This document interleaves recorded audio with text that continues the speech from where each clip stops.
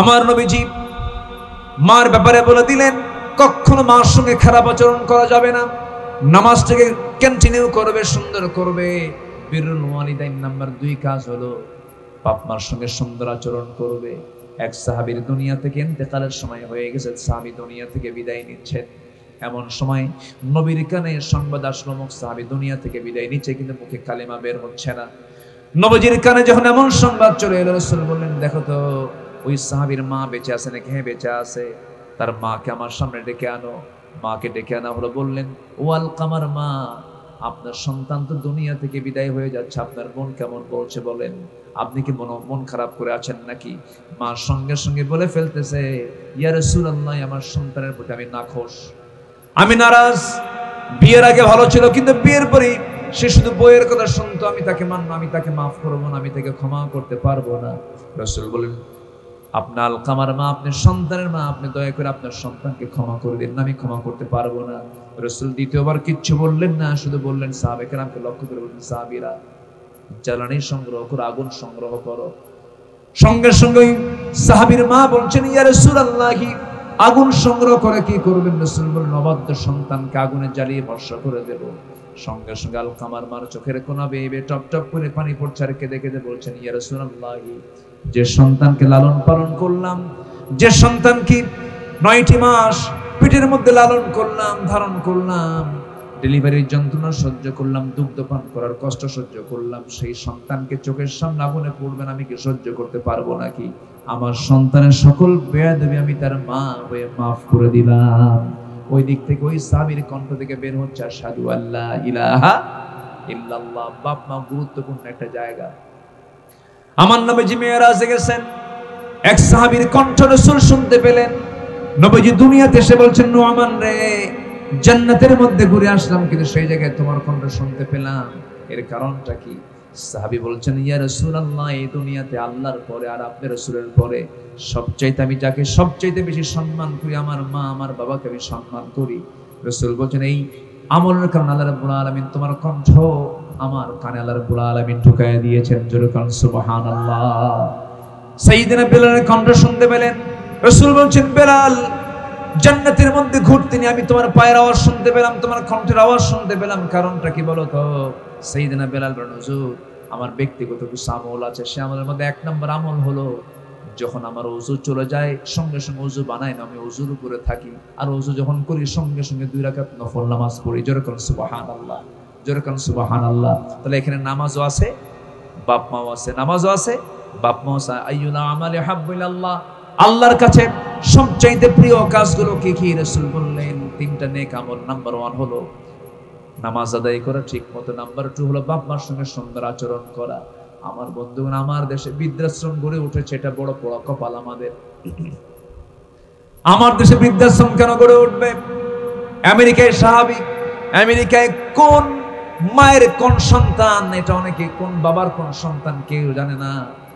সন্তান তার বাবার পরিচয় নাই, সেখানে বৃদ্ধাশ্রম গড়ে উঠতে পারে। কিন্তু বাংলার জমিন এমনকি পরিচয় আছে নাকি বলেন? পরিচয় ছাড়া কোনো সন্তান আছে নাকি? না। এই দেশে তো বৃদ্ধাশ্রম পছন্দনীয় নয়, এই দেশে এটা মানানসই নয়। কিন্তু নিজের চোখে দেখে এসেছি, নিজের চোখে ধরা পড়েছে। আমি দেখেছি গাজীপুরে কিছু কিছু বৃদ্ধাশ্রম গড়ে উঠেছে, সেখানে কোনো ডাক্তার, সেখানে কোনো আলেম ওলামা, কোনো হাফিজের বাপ মা সেখানে থাকে না। সেখানে যা কিছু আমি দেখেছি, যারা দিন শিক্ষা অর্জন না করেছে, সেই সমস্ত সন্তানদের বাপ মা সেখানে বৃদ্ধাশ্রমে রেখে আসছে। একজনকে প্রশ্ন করলাম, মা, আপনি বুড়ো বয়সে এই জায়গায় কেন? আপনি কোথায় বাড়ি? আপনার বনানী। আপনার ছেলে কি করে? বড় ডাক্তার। আরেকজন বৃদ্ধ চাচাকে প্রশ্ন করলাম, বললাম, চাচা, আপনি এই জায়গায় কেন? বললেন, আমি একজন বড় কর্মকর্তা ছিলাম, বড় অফিসে আমি কর্মকর্তা ছিলাম, অবসর হয়ে গেছে। সন্তানগুলো কি করে? বাবা, আমার সন্তান বড় কর্মকর্তা, কিন্তু আমাকে দেখার সময় পায় না, বাড়ি ধারায় বাড়ি আমার। এই করে আমি যতটুকু জরিপ করে দেখেছি, সেই জায়গায় যে সমস্ত বুড়া মানুষগুলোকে রেখে আসছে, সেই সন্তানগুলোকে দিন শেখায় নাই, কোরআন শেখায় নাই, সেই সমস্ত সন্তানগুলো সেখানে বাপকে রেখে আসছে। আমি চ্যালেঞ্জ ছুড়ে দিলাম, শুধু বাংলাদেশ নয়, গোটা পৃথিবীর যে প্রান্তেই যান না কেন, কোনো বৃদ্ধাশ্রমে কোনো আলেম, কোনো হাফেজের কোনো বাপ মাকে সেই বৃদ্ধাশ্রমে পাবেন না। আসতে কোন কেন পাওয়া যাবে? পাওয়া যাবে না। এই জন্য সন্তানগুলোকে শিক্ষাদানের ক্ষেত্রে দ্বীনি শিক্ষা দেওয়ার দরকারও আছে না নাই? আসতে বলবেন না, আছে না নাই? নাম্বার 3 হলো রাসূল এক নাম্বার বলেন নামাজের কথা, নাম্বার 2 বললেন বাপ মার কথা। আজকের সমাজে বাপ মা বড় অবহেলিত।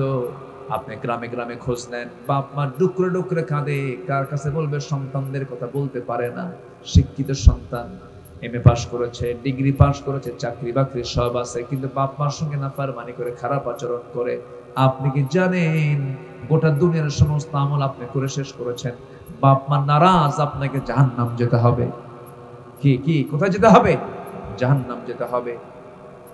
নাম্বার 3 হলো ওয়াল জিহাদ ফি সাবিলিল্লাহ, আল্লাহর রাস্তায় জিহাদ করে দুনিয়া থেকে বিদায় হয়ে যাওয়া। আপনি কি জানেন এই দুনিয়াতে একটা মওত আছে, শ্রেষ্ঠ মওত, সেটা হচ্ছে জান্নাতে যাওয়ার রাজপথ, শহীদে মওত। কি মওত বলেন? শহীদে মওত। আর শহীদে মওতের জন্য জিহাদের প্রয়োজন আছে না নাই বলেন?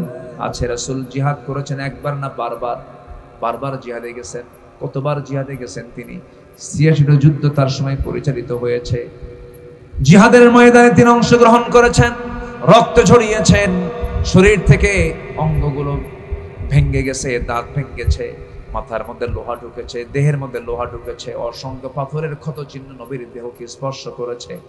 দিন কায়েমের জন্য যদি জিহাদ করতে গিয়া নবীর দেহ থেকে যদি রক্ত ঝরে, সেই দিন কায়েমের জন্য আমাদেরও যদি রক্ত দেওয়ার প্রয়োজন হয়, দিতে রাজি আছেন নাকি? সবাই কি দিতে রাজি আছেন? যদি জীবন দিতে হয় রাজি আছেন? রক্ত দিতে হয় রাজি আছেন? এমন জিহাদি তামান্না রাখেন? কার একটু হাত তুলে আল্লাহকে সাক্ষী রেখে দেখায় দেন তো। নারায়ে তাকবীর! জিহাদ জিহাদ জিহাদ চাই। আল্লাহ কবুল করুন, আল্লাহ কবুল করুন, আল্লাহ কবুল করুন। জোরে বলে আমিন। আমরা আল্লাহ তাআলার শুকর আদায় করে নিলাম। সম্মানিত ভাই সব, মহান রব্বুল আলামিন আমাকে আপনাকে পৃথিবীর মাঝে বিচরণ হওয়া অসংখ্য মখলুকের মাঝে, 18,000 মখলুকাত কথাটা ভুল, শুধু 18,000 না, অসংখ্য মখলুকাতের মাঝে, মখলুকের মাঝে যে মহান আল্লাহ তাআলা আমাকে আপনাকে শ্রেষ্ঠত্বের মর্যাদা দিয়েছেন। ওয়ালাকাদ কাররামনা বনি আদম, আদম সন্তানকে দিয়েছেন বিশেষ মর্যাদা। এই মর্যাদা কে দিয়েছেন? আসতে বলবেন না, কে দিয়েছেন? আল্লাহ দিয়েছেন।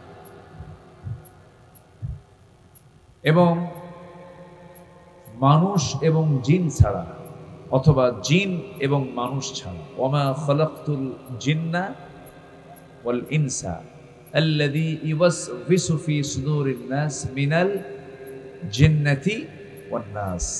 ধারাবাহিকতার দিক থেকে আল্লাহ পাক আগে জিনকে পাঠিয়েছেন, এরপরে মানুষকে পাঠিয়েছেন। শুধুমাত্র এই মানুষ এবং জিন ছাড়া পৃথিবীর কোনো মাখলুকের আর কোনো বিচার নাই, তাদের জন্য কোনো আখিরাত নাই, জান্নাত জাহান্নাম কিছুই নেই। কিন্তু শুধুমাত্র এই দুটো মাখলুক, আদম সন্তান অর্থাৎ মানুষ এবং জিন, এই দুইটা মাখলুকের বিচার, তাদের আখিরাত, তাদের পরকাল আছে না নাই? আসতে বলবেন না, আছে না নাই? তাদের সমস্ত কর্মের ব্যাপারে তাদেরকে জবাবদিহি করতে হবে এবং পাই টু পাই আল্লাহ তাআলা বান্দার সকল কাজকর্মের হিসাব তিনি বুঝে নেবেন। প্রশ্ন করা হবে নিয়ামতের ব্যাপারে, প্রশ্ন করা হবে তার আমলের ব্যাপারে। আল্লাহ তাআলা সেদিন বিচার কায়েম করবেন, আদালত কায়েম করবেন এবং সকলকে সেখানে হাজির করবেন। একটা সূরা আছে সূরাতুল হাশর, সূরাতুল হাশর, অর্থাৎ একত্রিত করা হবে সেই দিন সব মানুষকে, বিচার হবে সেই দিন। বিচারপতির বিচারপতি কে? আসতে বলবেন না, বিচারপতির বিচারপতি কে? আল্লাহ তাআলা। আল্লাহ রাব্বুল আলামিন বান্দার সকল কাজের হিসাব নেবেন। ওই আয়াতটা আমাকে দারুণ টেনশনে ফেলে দেয়। যারা পারেন সুন্দর করে ঠোঁট মিলিয়ে বলুন, فمن يعمل مثقال ذرة خيرا يره ومن يعمل مثقال ذرة شرا يره। যারা পরিমাণ যে ভালো কাজ করবে তাও সেদিন সে দেখতে পাবে, যারা পরিমাণ খারাপ কাজ করবে তাও সেদিন সে দেখতে পাবে। এমন কোন বিষয় নাই যা তার সামনে উপস্থাপন করা হবে না। এবং আল্লাহ সেদিন বলবেন, ইকরা কিতাবাকা কাফা বিনাফসিকাল ইয়াউমা আলাইকা হাসিবা। বান্দা তুমি তোমার আপন আমলনামাগুলো নিজেই তুমি পাঠ করো। আজকের বিচার করার জন্য কাউকে লাগবে না, বান্দা তুমি নিজেই যথেষ্ট। তুমি নিজেই সমস্ত আমলনামাগুলো পাঠ করো। সেই কঠিন মুসিবতের দিন, সেই কঠিন বিচারের দিন সবার সামনে আছে না নাই? আসতে বলবেন না, আছে না নাই? এই বিষয়ে যার জ্ঞান যত বেশি হবে, যার জ্ঞানের গভীরতা যত বেশি হবে, আখিরাতের জ্ঞান নিয়ে যার জ্ঞানটা যত গভীর হবে, আল্লাহর সঙ্গে বান্দার সম্পর্ক তত গভীর থেকে গভীরতর হবে। এই জন্য আখিরাতের জ্ঞান সবার ভিতরে থাকার দরকার আছে না নাই? গোটা কোরআন আমরা যদি 3 ভাগে ভাগ করি, এই কোরআনকে যদি 3টি পার্ট করা হয়, 3টি পর্ব করা হয়, তাহলে 3 ভাগের 1 ভাগ হয় হলো 10 পারা। 1 ভাগ হয় কি? 10 পারা। আল্লাহ পাক 10 পারা জুড়ে শুধু আখিরাতের কথাই বলেছেন। কিসের কথা বলেছেন? আখিরাতের কথা বলেছেন। এই জন্য আমাদের আখিরাতের যে জ্ঞান, আখিরাত যা আছে, পরকাল যা আছে, এই বিষয়ে একটা স্বচ্ছ ধারণা আমাদের সবার মধ্যে থাকা চাই, থাকতে হবে। মানুষ পৃথিবীর কোনো আইন দিয়ে, মানুষ পৃথিবীর কোনো প্রশাসন দিয়ে ভালো হতে পারে না। ভালো একমাত্র হবে হলো দুনিয়ার চিন্তায় না আখিরাতের চিন্তায়? বলেন বলেন বলেন, কিসের চিন্তায়? আখিরাতের চিন্তায় মানুষ ভালো হবে। সেই কালামে হাকিম থেকে আমি আলোচনার সূচনায় একজন ব্যক্তির নামে সূরা, যে ব্যক্তিটা নবী ছিলেন না, যে ব্যক্তিটা রাসূল ছিলেন না, দেখতেও খুব একটা সুন্দর মানুষও ছিলেন না বাহ্যিকভাবে, খাটো ছিলেন, কালো ছিলেন, চুলগুলো কোঁকড়ানো ছিল, সামাজিকভাবে সেই সময় তিনি পরিচিত তেমন কোনো উল্লেখযোগ্য ব্যক্তিও ছিলেন না। সেই ব্যক্তির নামে আল্লাহ রাব্বুল আলামিন একটা সূরা পর্যন্ত নাজিল করেছেন। সুবহানাল্লাহ! কেন জানেন? তিনি একজন ভালো দাঈ ছিলেন, দাওয়াত দিয়েছেন। ভালো একজন তিনি উত্তম দাঈ ছিলেন, দ্বীনের দাওয়াত দিয়েছেন, আল্লাহর পথে ডেকেছেন। যেরকম আমি যে কথা বলতে আসছি, এটা একটা দাওয়াত, তালিম। তো এই লোকটার দাওয়াতটা ছিল কিন্তু বাহিরে না, এই লোকটার দাওয়াতটা ছিল হলো বাড়িতে, ভেতরে। এবং তার দাওয়াত আল্লাহ রাব্বুল আলামিন এত সুন্দর করে কবুল করে নিয়েছেন যে হুবহু তার দাওয়াতটা আল্লাহ রাব্বুল আলামিন কোরআনে কারীমের ভিতরে তা উল্লেখ করে দিয়েছেন। জোরে বলি সুবহানাল্লাহ! আমি আপনি হেরে যাব, আমার আলোচনা একদিন হেরে যাবে, কিন্তু সাইয়্যিদিনা লুকমান আলাইহিস সালাতু ওয়াস সালাম তিনি এমন একটা ওয়াজ করেছেন যে ওয়াজটা আল্লাহ রাব্বুল আলামিন সর্বকালের সেরা গ্রন্থ কোরআনে কারীমের মধ্যে আল্লাহ তাআলা উল্লেখ করে দিয়েছেন।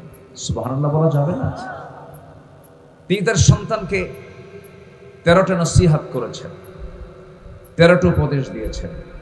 এই উপদেশটা যদি প্রত্যেকটা পরিবারের বাবা, প্রত্যেক পরিবারের মা যদি তার সন্তানকে যদি এই নসিহাগুলো দিত, এই উপদেশগুলো যদি পরিবারে দেওয়া হতো, আসল শিক্ষা কিন্তু স্কুল নয়, আসল শিক্ষা কিন্তু মাদ্রাসায় নয়। আদব, আখলাক, স্বভাব, চরিত্র, মানসিকতা, মানবিকতা, মোহাব্বত, সম্মান, শ্রদ্ধা, স্নেহ এগুলো সব আসে কিসে থেকে বলেন? পরিবার থেকে। আচ্ছা, আমার কথা কি বুঝতে পারছেন সবাই? কারো কোনো অসুবিধা নাই তো? আমি না বেশি চিল্লি করতে পারি না। আমার নামের শেষে জিহাদিও নাই। কি আমার কথা কি বুঝতেছেন আপনারা? আমার দেশে তো নামের আগে, নামের পরে অনেক কিছু থাকে, জিহাদি, তুফানি, ঝড় আছে না এরকম, টর্নেডো, অনেক কিছুই থাকে, ঠিক আছে না? কিন্তু আমি তো ছোট্ট মানুষ, আমি খুব জোরে আওয়াজ দিয়ে চিৎকার করেও কথা বলতে পারি না, আমার সে তবিয়তটা নাই। ইন্না আনকারাল আসওয়াত লাসাউতুল হামিদ, সবচেয়ে বড় আওয়াজে কথা বলে হলো গাধা। আল্লাহর কথা। কার কথা এটা বলেন তো? আল্লাহর কথা। তো আমি আপনাদেরকে এই সূরা লোকমানের লোকমান তার সন্তানকে নসিহা করতে করতে ওয়াকসিদ ফি মাশিক ওয়াগদুদ মিন সাওতিক ইন্না আনকারাল আসওয়াত লাসাউতুল হামিদ। বাবা, তোমাদের চলাকে ব্যালেন্স করো, কণ্ঠের আওয়াজকে ছোট করো। বেশি আওয়াজে কথা বলে হলো গাধা। কে সবচেয়ে বেশি আওয়াজ কার বলেন তো? সেই গাধার আওয়াজটা শুনতে খুব ভালো লাগে না? ভালো লাগে? বিরক্ত লাগে, তাই না? তো সাইয়্যিদনা লোকমান তিনি 13টা নসিহত করেছেন, উপদেশ দিয়েছেন। যদি আমি সময় পাই, যদি সাবজেক্ট আমার এটা না, আমি অন্য আয়াত তেলাওয়াত করেছি, তো যেহেতু তার নামটা আসছে, আমি আমার আলোচনার ফাঁকে এক লাইনে এক তালে আমি 13টা উপদেশ আমি শাব্দিকভাবে বলে যাব। এটা যেন আমাদের প্রত্যেকটা পরিবারের জন্য আমরা ট্রিট করতে পারি, এটা যেন প্রত্যেকটা পরিবারের জন্য আমরা এটাকে প্রয়োগ করতে পারি, এই তৌফিক সবাইকে দান করুন। একটু জোরে বলি আল্লাহুম্মা আমিন। আলোচনা বস্তুনিষ্ঠ হওয়া উচিত। চিৎকার করে লাভ কি? হাসিনা তো নাই, চিৎকার করে লাভ আছে? এই যে কিছু কিছু আলোচক আমি দেখি মঞ্চ উঠি 2 ঘন্টা গালাগাল, আছে কিনা বলেন? নাই তো, সে তো চলেই গেছে। 16 বছর তো কম জ্বালাইনি আমাদের। মাহফিলে উঠলেই এই যে দেবহাটা, পাশেই তো না? পাশে উপজেলার নাম কি? দেবহাটা কোন দিকে? এই দিকই তো হওয়ার কথা। যে দেবহাটা মানে আমি এটা মনে রাখি হলো, প্রথম হলো সাতক্ষীরা, এরপরে এদিকে আসলে, দক্ষিণের দিকে আসলে প্রথমে দেব, এরপরে কালী, এরপরে শ্যাম। কথা বোঝেন নাই? প্রথমে কি? আগে দেব, এরপরে কি? কালী, এরপরে কি? শ্যাম। কোনোটা বাদ দেননি আপনারা, সব নিয়ে আসেন, কিন্তু কোথাও কোনো দেবও পাই না, কালীও পাই না, শ্যামও পাই না, সব মুসলমান জনপদ। বলি আলহামদুলিল্লাহ। হয়তো এক সময় ছিল, আমরা হিন্দু ভাইদেরকে কখনোই গালমন্দ করি না। আমরা ঝড়ের রাতে পাখি যেমন তার বাচ্চাগুলোকে দুদিকের ডানা দিয়ে বিছিয়ে সুন্দর করে আগলে রাখে ঝড়ের কবল থেকে বাঁচানোর জন্য, আমরা যুগ যুগ ধরে নয়, 1000 বছরের ঐতিহ্য আমরা মুসলমান হিন্দু ভাইদেরকে আমরা তেমন করে পাহারা দিই। কি আপনারা কি ঠিক কিনা বলেন? কোনো বিচারের জন্য যদি যাওয়া হয়, দেখা যায় বিচারকরা সংখ্যালঘু হিসাবে হিন্দু ভাইদের পক্ষে তারা থাকেন। তারা ব্যবসা বাণিজ্য, নেতৃত্ব সবকিছুই তারা চালিয়ে যাচ্ছেন, কোনো সমস্যা নাই। কিন্তু পার্শ্ববর্তী দেশের দিকে যদি তাকান, মসজিদগুলোকে ভেঙ্গে চুরমার করে দেওয়া হচ্ছে। পার্শ্বের দেশের দিকে যদি তাকান, আমি তো জানি যে চলে আসছে, ও যে লাইট গুলো জ্বলতেছে, আমি তো অনেকক্ষণ আগে থেকে দেখতেছি, ওয়াজও করতেছি, আর এটা ভাবতেছি যে এই জাহান্নামটা যাবে কখন, মানে আওয়াজটা যাবে কখন। বিদ্যুৎ তো ছাড়ছে, দিয়ে দেন, এটা বন্ধ করে আমাকে একটু কথা বলতে দেন। পার্শ্ববর্তী দেশে 1947 থেকে নিয়ে আজকে 2025 সাল, 1947-এ ভারত পাকিস্তান 14 আগস্ট এবং 15 আগস্ট স্বাধীনতা লাভ করে। যারা মুরব্বী তারা তো ইতিহাসগুলো জানেন, দেখেছেন। এই স্বাধীনতার এই দীর্ঘ সময়ে ভারতীয় সাম্প্রদায়িক দাঙ্গা হয়েছে প্রায় 13.5 থেকে 14,000 বার।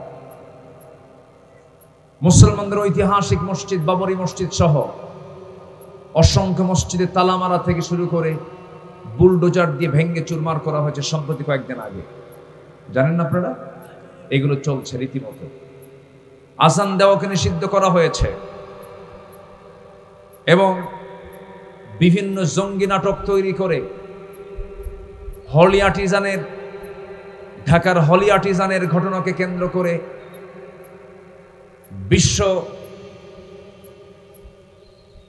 বিশ্বমানের একজন স্কলার, একজন দায়ী ডাক্তার জাকির নায়েককে ঢাকার হলি আর্টিজানের হামলা, জঙ্গি মামলার সেই অজুহাতে, সেই ধোঁয়া তুলে ভারত সরকার জাকির নায়েককে দেশ থেকে বিতাড়িত করে তার নাগরিকত্ব বাতিল করে। এগুলো সব একই সূত্রে গাথা। কয়েকদিন আগে এই ভারতের কাশ্মীরে একটা হামলা হয়েছিল। সে হামলায় 26 জন মানুষের জীবন যায়। একটা ইস্যুকে কেন্দ্র করে এখন চরম উত্তেজনা চলছে। ভারত পাকিস্তানের প্রাথমিক চরম উত্তেজনার কিছু নমুনা আমরা লক্ষ্য করছি। আজকে বাঘ সিংহকে দেখে মানুষ যতটুকু না ভয় পায়, আজকে মানুষকে দেখে তার চাইতে বেশি ভয় পায়। আমি কি ভুল বলছি?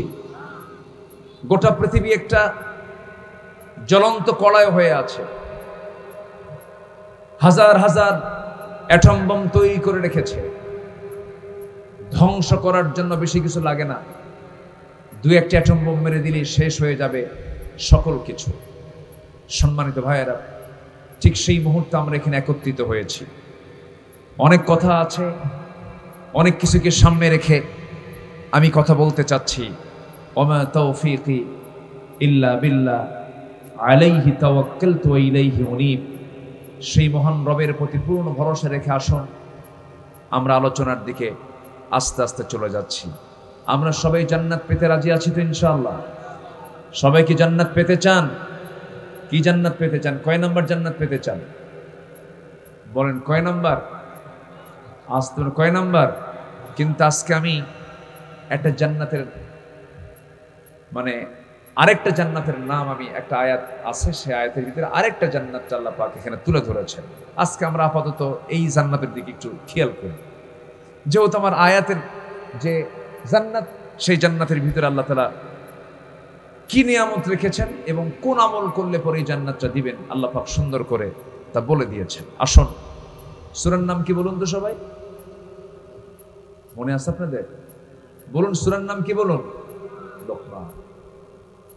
আল্লাহ রাব্বুল আলামিন বলেন, ইন্নাল্লাযীনা আমানু ওয়া আমিলুস সালিহাতি লাহুম জান্নাতুন নাঈম খালিদিনা ফিহা ওয়া'দাল্লাহি হাক্কান ওয়া হুয়াল আজিজুল হাকীম। জোরে বলুন আল্লাহু আকবার।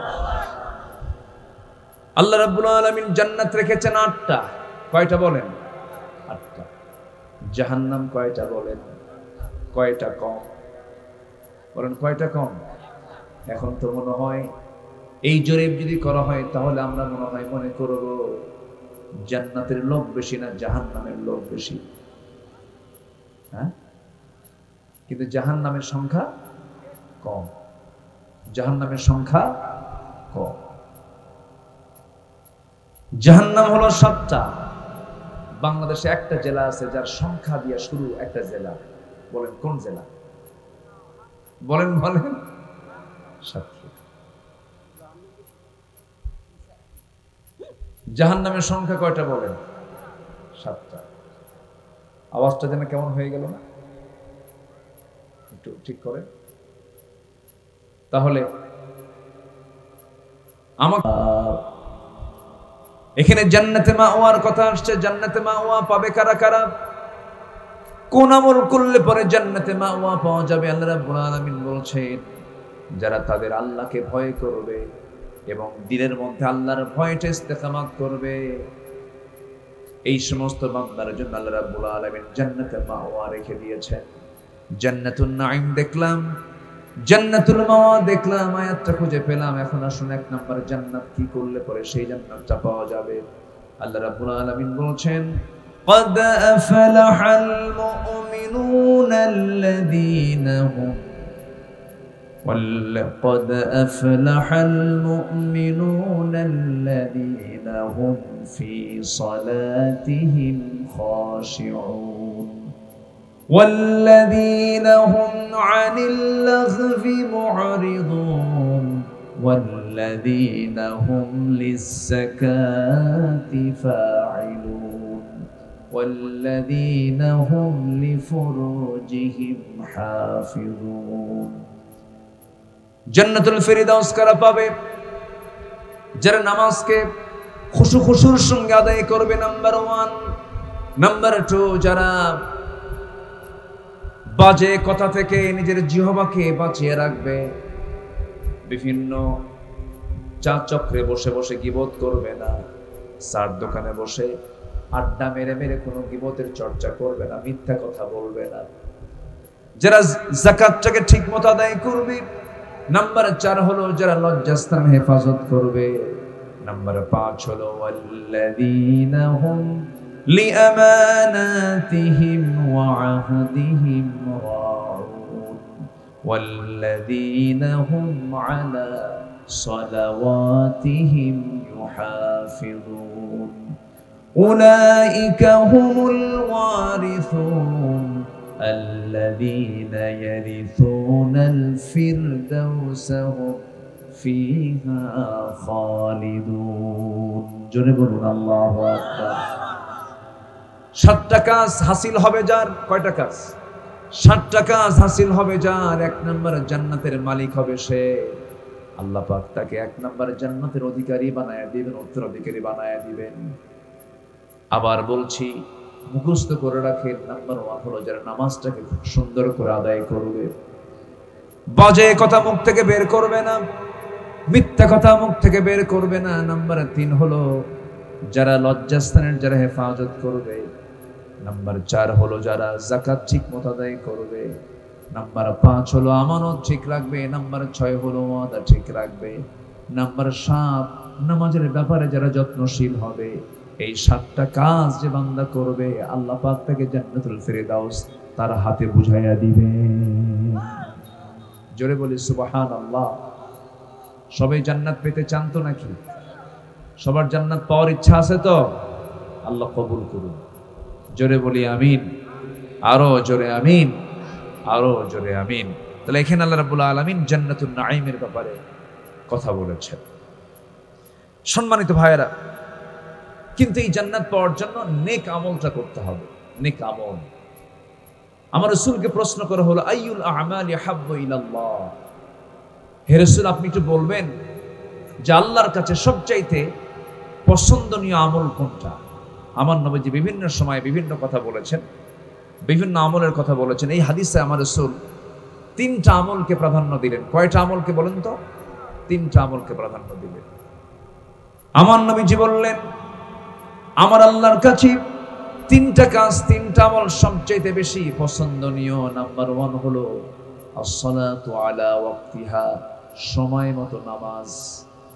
নাম্বার 2 হলো বিররুল ওয়ালিদাইন, পিতামাতার সঙ্গে সুন্দর আচরণ করা।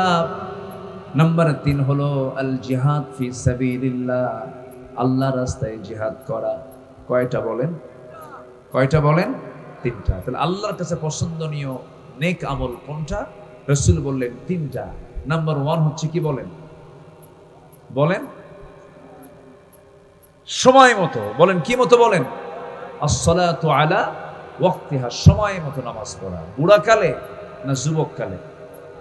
বুড়া কালে পড়ার দরকার নেই, আস্তে কয়।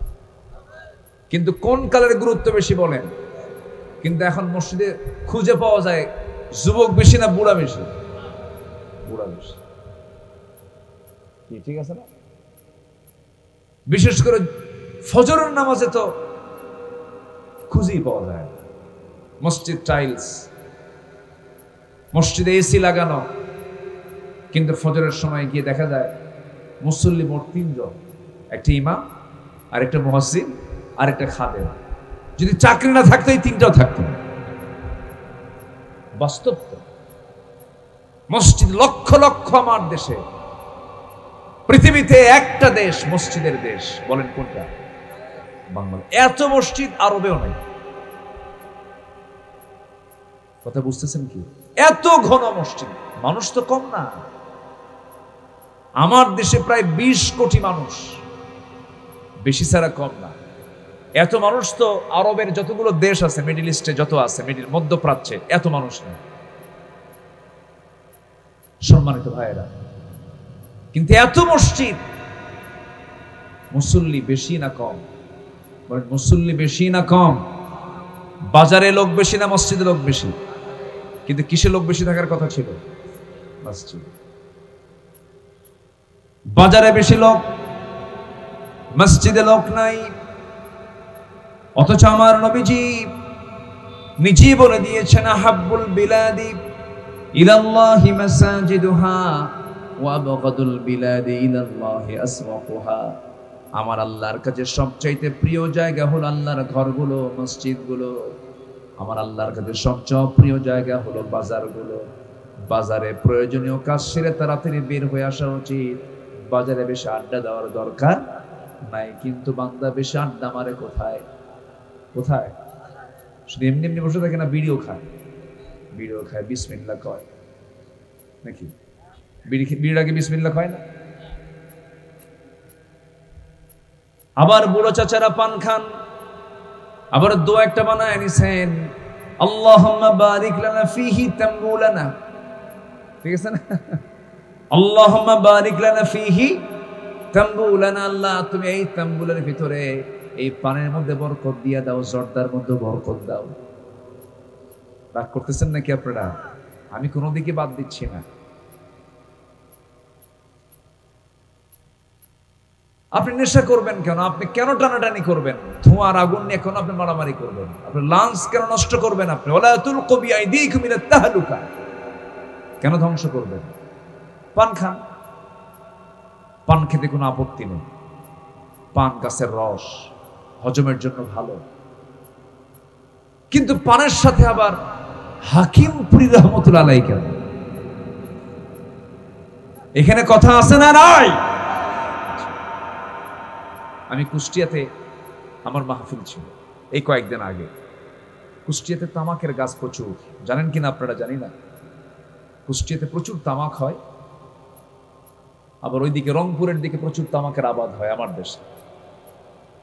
তো আমার ড্রাইভার, আমি ওদিক দিয়ে আসতেছিলাম, তো বলতেছে, হুজুর দেখেন কতগুলো ছাগল আর কতগুলো গরু এই তামাকের জমিতে চলাফেরা করছে। এরা কিন্তু তামাকের কোনো পাতা খায় না। যে তামাকের পাতা গরু ছাগল খায় না, সেটা মানুষ খায়। গরু ছেড়ে দেওয়া আছে, গরুগুলো ওগুলো খাচ্ছে না, ঘাস খায়। ওরা খাদ্য কোনটা আর অখাদ্য কোনটা তা ওরা বোঝে। গরু বোঝে, ছাগল বোঝে, মানুষ বোঝে। মনে হয় খুব রাগ করতেছে। আমার দেশের 80% মানুষ বিড়ি খায়, বলেন আমাকে কিন্তু মহব্বত করবে? হুজুর 80% লোক যেটা খায় আর সেটা নিয়ে আপনি কথা বললে আপনার অশুনবো আমরা? কিন্তু এটা তো আমার লক্ষ্য না। আমার লক্ষ্য হচ্ছে যেটা নেক, যেটা ভালো, যেটা আমার জন্য ভালো, সেই কথা বলার দরকার আমার আছে না নাই?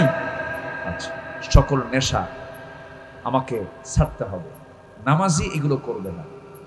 যার নামাজ ঠিক থাকে তার কোনো নেশাই তার মধ্যে থাকতে পারে না। তাহলে নেক আমলের মধ্যে আমরা কয়টা আমল শুনলাম আমরা, বলেন তো? এই 3টা আমলের ব্যাখ্যামূলক কিছু কথা আমি আস্তে আস্তে করে বলবো। আমাকে সময় দিচ্ছেন তো নাকি? সবাই সময় দিচ্ছেন তো? জোরে বলি ইনশাআল্লাহ, আরো জোরে বলি ইনশাআল্লাহ। নামাজ সময় মতো সবাই পড়বে না। এই জন্য আল্লাহ রাব্বুল আলামিন বলছেন, যারা রাষ্ট্র ক্ষমতা পাবে, যারা আইন পাশ করবে, আমি তাদেরকে লক্ষ্য করে বলছি, সময় মতো নামাজ, জাতি যেন, সমাজ যেন, রাষ্ট্র যেন এটাকে বাস্তবায়ন করতে পারে, আল্লাহ রাব্বুল আলামিন বলছেন যাদেরকে আমি ক্ষমতা দেব, ক্ষমতা পেলেই তারা সংসদে বসে আগে প্রথমে 4টা আইন পাশ করবে। কয়টা আইন পাশ করবে? 4টা আইন। এই পরামর্শটা কে দিয়েছেন? আসতে বলেন, কে পরামর্শ দিয়েছেন? আল্লাহ রাব্বুল আলামিন বলেন আল্লাযীনা ইম্মাক্কান্নাহুম ফিল আরদি আকামুস সালাতা ওয়া আতাবুস যাকাতা ওয়া আমারু বিল মা'রুফি ওয়া নাহাউ আনিল মুনকার। আমি দুনিয়ার জিন্দেগিতে যাদেরকে রাষ্ট্রীয় ক্ষমতা দান করব, তারা রাষ্ট্র ক্ষমতা পাওয়া মাত্রই তারা 4টা আইন আগে কার্যকর করবে। নাম্বার 1 হলো তারা নামাজ কায়েম করবে। এই 54 বছর আমার দেশে যারাই ক্ষমতায় আসছে, নামাজ তো দূরের কথা, তারা পাশ করেছে মদের আইন, পাশ করেছে সুদের আইন, পাশ করেছে বেশ্যাবৃত্তির লাইসেন্স দিয়েছে। নাউজুবিল্লাহ বলবেন না? আরো জোরে বলেন নাউজুবিল্লাহ। আবার এই বেশ্যাবৃত্তির লাইসেন্স দিয়ে নারী সংস্কারের নামে যৌন কর্মীদেরকে এটা শ্রমিক হিসাবে, তারা শ্রমিক হিসাবে কাজ করবে, তাদের সে অধিকার দিতে হবে। নাউজুবিল্লাহ বলবেন না? নারী সংস্কারের একটা আবেদনপত্র বর্তমান উপদেষ্টার কাছে তারা উপস্থাপন করেছে। সেই কমিটির ভিতরে একটা আলেমের নাম নাই, বরঞ্চ সেখানে বলা হয়েছে এক জায়গায় পুরুষের ক্ষমতা ভেঙ্গে করো সমতা। মানে কি? পুরুষের নাকি খুব ক্ষমতা, এটা ভেঙ্গে করো কি সমতা। আচ্ছা, পুরুষ যা পারে নারী কি তা পারবে? পুরুষ পারে খেজুর গাছের আগায় উঠে কি করে? গাছ কাটে, কি যেন রস লাগায় দেয়। পুরুষ পারে হলো তাল গাছের আগায় উঠে রস লাগায়। মহিলা পারবে? আজ থেকে মহিলা পারে? পুরুষের যে গায়ের শক্তি আর নারীর যে গায়ের শক্তি আল্লাহ পাককে সমান দিয়েছেন, তার সমতা হবে কেন? পুরুষের যে চামড়া আর নারীর যে চামড়া কি 2 রকম না 1 রকম? 2 রকম। পুরুষরা টায়ারের ভূমিকায় থাকবে, মেয়েরা ভিতরে টিউবের ভূমিকায় থাকবে। টিউব কি বাইরে থাকে না টায়ার বাইরে থাকে? আর টিউব ভিতরে থাকে। এখন সমতা যদি করতে যায়, টিউব যদি বলে টায়ার শোনো, ভিতরে থাকতে থাকতে ঘেমে গেছে, আমি আর থাকতে পারলাম না, তুমি টায়ার ভিতরে ঢোকো, আমি টিউব বাইরে আসি, গাড়িতে ঢাকা যাবে। মাশাআল্লাহ, যাবে তো ঢাকা নাকি? যাবে। টিউবের গা তো নরম, ও তো পাথর মারতে পারবে না। পাথর মারিয়ে সুরকি মারিয়ে এত শক্ত জায়গায় পেরিয়ে টিউব যেতে পারবে না। এর জন্য কি দরকার? টায়ার দরকার। পুরুষের চামড়া হলো টায়ারের মতো, আর মেয়েদের চামড়া হলো টিউবের মতো। তাদের সৌন্দর্য, তাদের চামড়া, তাদের পরিশ্রম, তাদের ক্ষেত্রটাই আলাদা। বাচ্চা প্রসব করে কে? বাচ্চা লালন করে কে? বলেন, কার পেটে বাচ্চা দিয়েছেন? আল্লাহ মায়ের পেটে দিয়েছেন। তো আল্লাহ মায়ের পেটে বাচ্চা দিয়া তাকে ওই খেজুর গাছের ডালে উঠায় দিবে নাকি? আগে উঠায় দেবে। তাহলে যে কথাটা বলা হচ্ছে পুরুষের ক্ষমতা ভেঙ্গে করো সমতা, অবশ্যই এগুলোর পেছনে একটা অশুভ শক্তি কাজ করছে। আসতে বলবেন না, জোরে বলুন ঠিক কিনা? শত শত বছরের ইতিহাসে আমেরিকায় একটা প্রেসিডেন্ট পাবেন না কোন মহিলাকে তারা বানাইছে। তারা ঠিকই বোঝে যে কাদেরকে ক্ষমতায় নিয়ে আসতে হয়। কি ঠিক আছে কিনা বলেন? একজন নবী নারী ছিল, এরকম কোন ঘটনা আছে? সকল নবীকে আল্লাহ পাক কি বানিয়েছে? পুরুষ থেকে বানিয়েছে। এগুলো খেয়াল করতে হবে, বুঝতে হবে। আজকে একটা নারী জেনার লাইসেন্স নেবে, এই লাইসেন্সটাকে বৈধ করার জন্য, লাইসেন্সটা বৈধতা এবং এটাকে প্রমোট করার জন্য তাদেরকে শ্রমিক হিসেবে অধিকার দিতে হবে। এটা তাদের শ্রম, এটা তাদের কি শ্রম। এইভাবে কথা বলতেছে তারা। এবং উন্মুক্ত গর্ভপাত, যার বীজই আসুক না কেন, যার স্পার্ম আসুক না কেন উন্মুক্ত গর্ভপাতের নিশ্চয় দিতে হবে। নাউজুবিল্লাহ বলেন। এই সমস্ত অপকর্ম পরিকল্পনা যারা বাস্তবায়ন করতে চান বাংলার জমিনে তাদের কোনো ঠাঁই হবে না।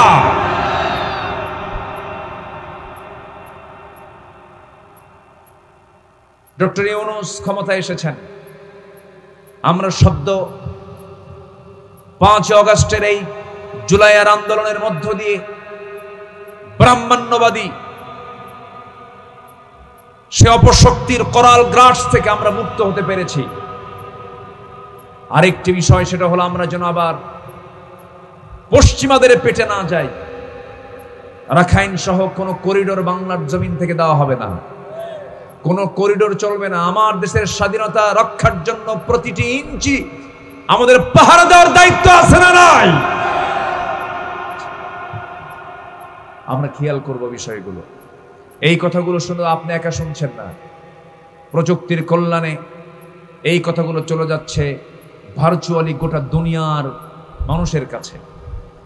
আমার দেশ গোটা পৃথিবীতে একটি গুরুত্বপূর্ণ ভূমিকা পালন করছে। এই দেশ হচ্ছে গোটা পৃথিবীর দ্বিতীয় বৃহত্তম মুসলিম কান্ট্রি, দ্বিতীয় বৃহত্তম মুসলিম দেশ। এজন্য আমি একাই একজন বাংলাদেশ, আপনি একা একজন বাংলাদেশ, এই মানসিকতা নিয়ে চলতে হবে। খুব বেশি দিন দূরে নয়, আমার মনে হয় গজওয়াতুল হিন্দের দিকে আমরা এগিয়ে যাচ্ছি।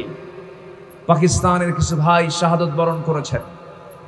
এক শহীদের মা এবং বাবা দুইজন মিলে বলতেছে আমার ছেলে মারা গেছে, যদি তার বুলেটটা যদি পিঠে লাগে আমরা তার লাশ দেখতে চাই না, যদি বুলেট যদি সামনে লাগে আমরা তার লাশটাকে গ্রহণ করব। পরে শোনা গেল যে তার বুকের ভিতরে 20 থেকে 22টা গুলি সামনের দিকে ব্রাশ ফায়ার করে তাকে শেষ করে দেওয়া হয়েছে।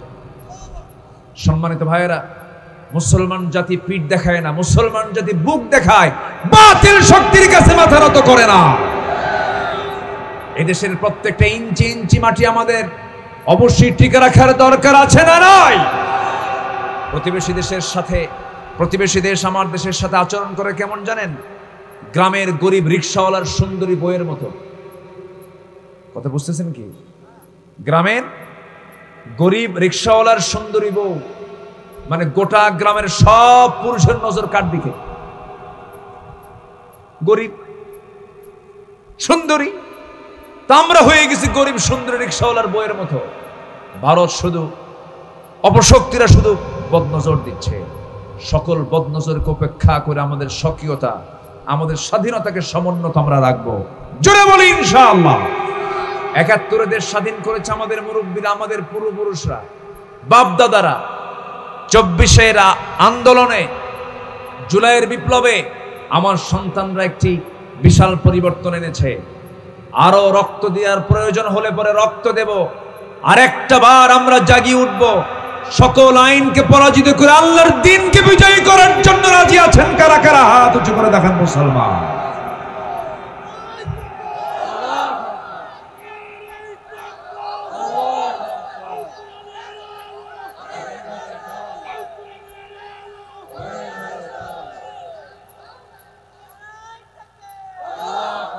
আল্লাহ কবুল করুন, জোরে বলি আমিন। আচ্ছা বলুন তো, আমার দেশে 1 লক্ষ এখন এই সেক্স ওয়ার্কার আছে, যৌনকর্মী আছে। 1 লক্ষ, প্রায় 1 লক্ষ। এই 1 লক্ষ যৌনকর্মী যারা বেশ্যাবৃত্তির জেনার লাইসেন্স নেই সমস্ত অপকর্মগুলো করছে, আপনি জরিপ করে দেখবেন। আমি চ্যালেঞ্জ দিলাম, বাংলাদেশের বড় বড় যে যৌনপল্লীগুলো আছে, আমি চ্যালেঞ্জ দিলাম ম্যাক্সিমাম ওই সমস্ত নারীরা ব্ল্যাকমেইলের শিকার, পরিস্থিতির শিকার। তাদেরকে অপহরণ করা হয়েছে অথবা কোনো উপায়ে তাদেরকে এই কাজে বাধ্য করা হয়েছে। কোন নারী এই সমস্ত কাজের সঙ্গে জড়িত থাকতে পারে না। তাদের পক্ষে আবার বলে উন্মুক্ত গর্ভপাতের সুযোগ দেওয়া হোক। দেখছেন কত বড় বেহুদা বাজে কথা এগুলো। এগুলো মুসলমানের, এই সংখ্যাগরিষ্ঠ মুসলিম দেশে মুসলমান কখনো এটাকে বিশ্বাস করতে, মেনে নিতে পারে না। এই কথাগুলো কি বলার প্রয়োজন আছে মনে হয় আপনাদের? প্রয়োজন আছে কিনা বলেন? সম্মানিত ভাইয়েরা, আমরা নেক আমল করবো। আমরা কি আমল করবো বলেন? নেক আমল। আমরা আজকে কয়টা নেক আমল নিয়ে কথা বলবো বলেন তো কয়টা? আমি খুব বেশি লম্বা কথা বলবো না, ভাবেন না যে আমি খুব কষ্ট আপনাকে দেব। আমি আপনাকে সময় মতোই ছেড়ে দেব। একটু আমরা মনে রাখবো আমল করার নিয়তে, জোরে বলি ইনশাআল্লাহ। 1 নম্বর হলো নামাজটা হবে অসময়ে না সময়ে। লোকমান তার সন্তানকে উপদেশ দিয়েছেন কয়টা বলেন? 13টা। মনে আছে আপনাদের? আমি আলোচনা শেষে কিন্তু আমার আলোচনার উপরে আমি প্রশ্ন করব। কি রাজি? একটা ক্লাস হবে, এটা ক্লাস তো, আমি জিজ্ঞাসা করব। কষ্ট পাচ্ছেন নাকি আপনারা? আলোচনা বস্তুনিষ্ঠ হওয়া উচিত। আলোচনার ভিতরে কিছু থাকা উচিত। আলোচনার একটা পরিবর্তন হওয়া উচিত। আমার দেশে কিছু আলোচক আছে, 2 ঘন্টার বক্তৃতায় বক্তা নিজেও কান্দে, শ্রোতাও কান্দে, কান্দে কুন্দে শেষ। যখন পরে বলা হয় ওয়াজ শুনলেন, বুঝলেন কি? কানলাম তো ঠিকই, বুঝি নাই কিছু। বিনা কারণে কান্না আছে না নাই? এমনি কান্দে। ওই মহিলার মতো ছোট্ট একটা মেয়ের বয়স 8 বছর, মেয়েটা কান্দে। মেয়ের কান্না দেখে মা এসে বলে, মা তুমি কান্দো কেন? ও আরো কান্দে, মাও কান্দে। মা মেয়ের 2 জনের কান্নাকাটি দেখে আশেপাশের প্রতিবেশী যত মহিলা সবাই এসে এরাও কান্দে। 20-25 মহিলা একসঙ্গে কান্নাকাটি করলো আধা ঘন্টা ধরে। কান্নাকাটি শেষ, থেমে যাওয়ার পর এখন সবাই মিলে বলে, মা তুমি যে কান্নাকাটি করলাম, মেয়েটার 8 বছরের মেয়েকে বলছে, তুমি যে কান্নাকাটি করলে এটার কারণটা কি? আমরা তো কানলাম ঠিকই, কিন্তু তোমার কান্নার কারণটা কি? এখন ছোট্ট মেয়েটা বলে, মা আমি কানলাম এই জন্য, আমার বয়স এখন 8 বছর। আমার বয়স যখন 16 বছর হবে তখন আমার বিয়ে হবে। বিয়ে হওয়ার পর একটা বাচ্চা হবে, সেই বাচ্চাটা ছেলে হবে। সেই বাচ্চার বয়স যখন 8 বছর হবে, ওই বাচ্চাটা যদি মরে যায় আমি থাকবো কেমন? এই জন্য কান্দি। কি কথা কি বুঝতেছেন আপনারা? আজগুবি কান্দ। তাহলে নবী ছিলেন না, চেহারাও সুন্দর ছিল না, সমাজে পরিচিতিও ছিল না, কিন্তু তার নাম কোরআনে শুধু 80 নেই, তার নাম একটা সূরা। সেই সূরার নাম কি বলেন? উপদেশ দিয়েছেন কয়টা বলেন? কয়টা উপদেশ দিয়েছেন? 13টা। বলেন কয়টা? এই 13টাও নেক আমল। 13টাও কি আমল? নেক আমল। তাহলে 13 আর ওইদিকে বলছি আমার নবীজি বলছেন কয়টা? 3টা। বলো মোট হলো কয়টা? 16টা। কি অঙ্কগুলো মনে যেন থাকে? জোরে বলে ইনশাআল্লাহ। সাইয়্যিদুনা লোকমান সন্তানদেরকে কি নসিহত করলেন, কি সুন্দর করে আল্লাহ রাব্বুল আলামিন কোরআনে কারীমের ভিতরে সুন্দর করে বলছেন। আল্লাহ রাব্বুল আলামিন বলেন, ওয়ালাকাদ আতাইনা লুকমানাল হিকমাতা আনিশকুর লিল্লাহ ওয়া মান ইয়াশকুর ফাইন্নামা ইয়াশকুরু লিনাফসিহি ওয়া মান কাফারা ফাইন্নাল্লাহা গানিয়্যুন হামিদ। জোরে বলুন আল্লাহু আকবার। কি সুন্দর করে তিনি বলছেন এবার, وَإِذْ قَالَ لُقْمَانُ لِابْنِهِ وَهُوَ يَعِظُهُ يَا بُنَيَّ لَا تُشْرِكْ بِاللَّهِ إِنَّ الشِّرْكَ لَظُلْمٌ عَظِيمٌ। জোরে বলুন আল্লাহু আকবার। রাসূলকে বলা হচ্ছে, হে রাসূল সেই সময়ের কথা আপনি স্মরণ করুন যে সময় লোকমান তার সন্তানদেরকে নসিহত করছেন, ওয়াজ করছেন। ওয়া ইয়াইদুহু, ওয়াজ করতেছেন। ইয়া বুনাইয়া, হে আমার কলিজার টুকরা সন্তান। এখানে তিনি যে ডাক দিচ্ছেন সন্তানকে, শুধু বলতেছেন কি সন্তান না কলিজার টুকরা সন্তান? বলেন কি বলতেছেন? কলিজার টুকরা সন্তান। তাহলে সন্তানদেরকে ডাক দেওয়ার ক্ষেত্রে অবশ্য সতর্ক হওয়ার দরকার আছে না নাই? এই এদিকে আয়, কামাবে বলেন? হবে না। সোনামণি এদিকে আসো, এদিকে কি বলে? খোকা বলে, হ্যাঁ বাসা বাসা বাসা বাসা ধন। হ্যাঁ, খোকামণি এদিকে আসো, কলেজার টুকরা এদিকে আসো, আদরের দুলালি এদিকে আসো, মা এদিকে আসো, বাবা এদিকে আসো, কলেজার টুকরা সন্তান এদিকে আসো। ইয়া বুনাইয়া, ইয়া বুনাইয়া। কি সুন্দর করে 1 নম্বর নসিহত দিলেন, লা তুশরিক বিল্লাহ ইন্নাশ শিরকা লাযুলমুন আযীম। আমার কলিজার টুকরা সন্তান, আমি চাই তোমার সঙ্গে আমার সম্পর্ক জান্নাত পর্যন্ত গড়া। এই জন্য 1 নম্বর আল্লাহর হক হলো বান্দা শিরিক করবে না, বান্দা কি করবে না? শিরিক করবে না। বান্দার কার দায়িত্ব হলো আল্লাহর শিরিক তারা করবে না।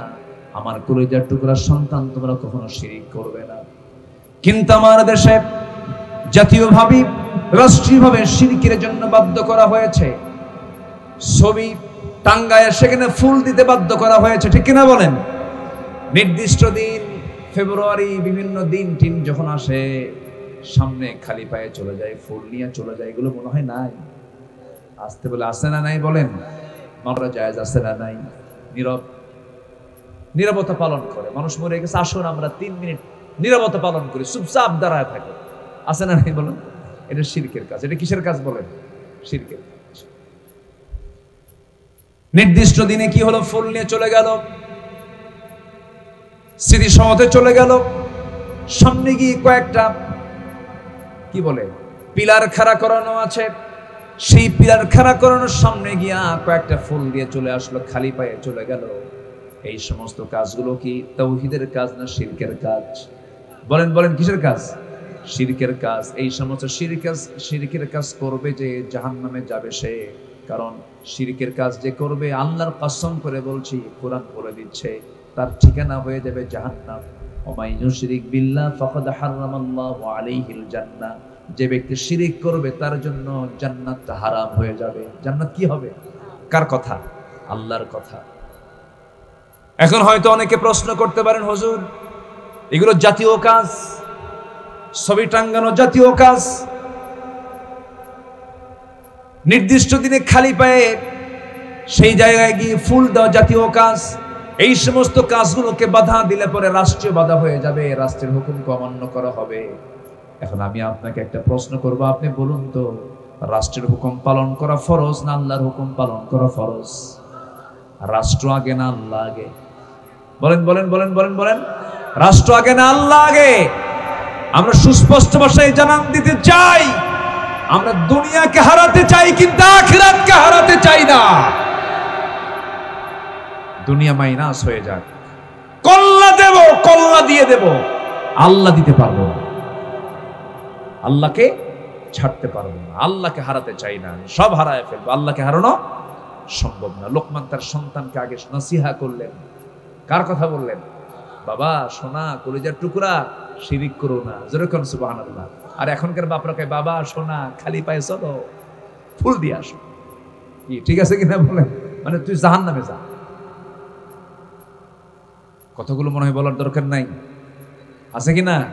আচ্ছা, নাম্বার 2 হলো, অনেক লম্বা লম্বা কথা ছিল কিন্তু অল্প সময়ের মধ্যে আমাকে শেষ করতে হবে পয়েন্টগুলো। নাম্বার 2 হলো, এবার বলছেন, وَوَصَّيْنَا الْإِنسَانَ بِوَالِدَيْهِ حَمَلَتْهُ أُمُّهُ وَهَنًا عَلَى وَهْنٍ وَفِصَالُهُ فِي عَامَيْنِ أَنِ اشْكُرْ لِي وَلِوَالِدَيْكَ إِلَيَّ الْمَصِيرُ وَإِنْ جَاهَدَاكَ عَلَى أَنْ تُشْرِكَ بِي مَا لَيْسَ لَكَ بِهِ عِلْمٌ فَلَا تُطِعْهُمَا وَصَاحِبْهُمَا فِي الدُّنْيَا مَعْرُوفًا وَاتَّبِعْ سَبِيلَ مَنْ أَنَابَ إِلَيَّ ثُمَّ إِلَيَّ مَرْجِعُكُمْ فَأُنَبِّئُكُمْ বিমা কুনতুম তা'মালুন। জোরে বলুন আল্লাহু আকবার। এবার তিনি তার সন্তানকে বলছেন, আমার সন্তানরা শোনো, বাপ মার সঙ্গে সুন্দর আচরণ করো, পিতামাতার সঙ্গে খারাপ আচরণ করবে না, তাদের শকর আদায় করো। বাপ মা যদি ইসলাম বিরোধী হয়ে যায়, তাদের সঙ্গে খারাপ আচরণ করা যাবে না। তবে হ্যাঁ, বাপ মা যদি শিরকের দিকে তোমাকে ধাবিত করতে চায়, আল্লাহর বিরুদ্ধে যদি নিয়ে যায়, সেই সময় ফালা তুতিউহুমা, তাদের তোমরা আনুগত্য করবা না, তাদের সাথে তোমরা মিলেমিশে থাকো, সুন্দর ব্যবহার করো, ধমক দিও না। তোমার মা যদি জঘন্য চরিত্রের হয়, কিন্তু কোন সন্তান মাকে ধমক দিয়ে কথা বলতে পারে না। পৃথিবীর কোন সন্তানের জায়েজই নাই বাপ মার বিচার করা, বাপ মার বিচার করা জায়েজই নাই, বিচার চাওয়া জায়েজ নাই। কারণ সন্তানের এই অধিকার নাই যে বাপ মার বিচার করবে, ইন্টারফেয়ার করবে। আমার বন্ধুগণ, তিন চলে গেল, পিতামাতার সেবা করো। পিতামাতা ইসলাম বিরোধী হলে পরে তাদের আনুগত্য করা যাবে না।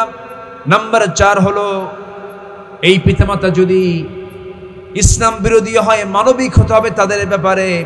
এরপর আল্লাহ রাব্বুল আলামিন সুন্দর করে লোকমানকে নসিহা করাচ্ছেন।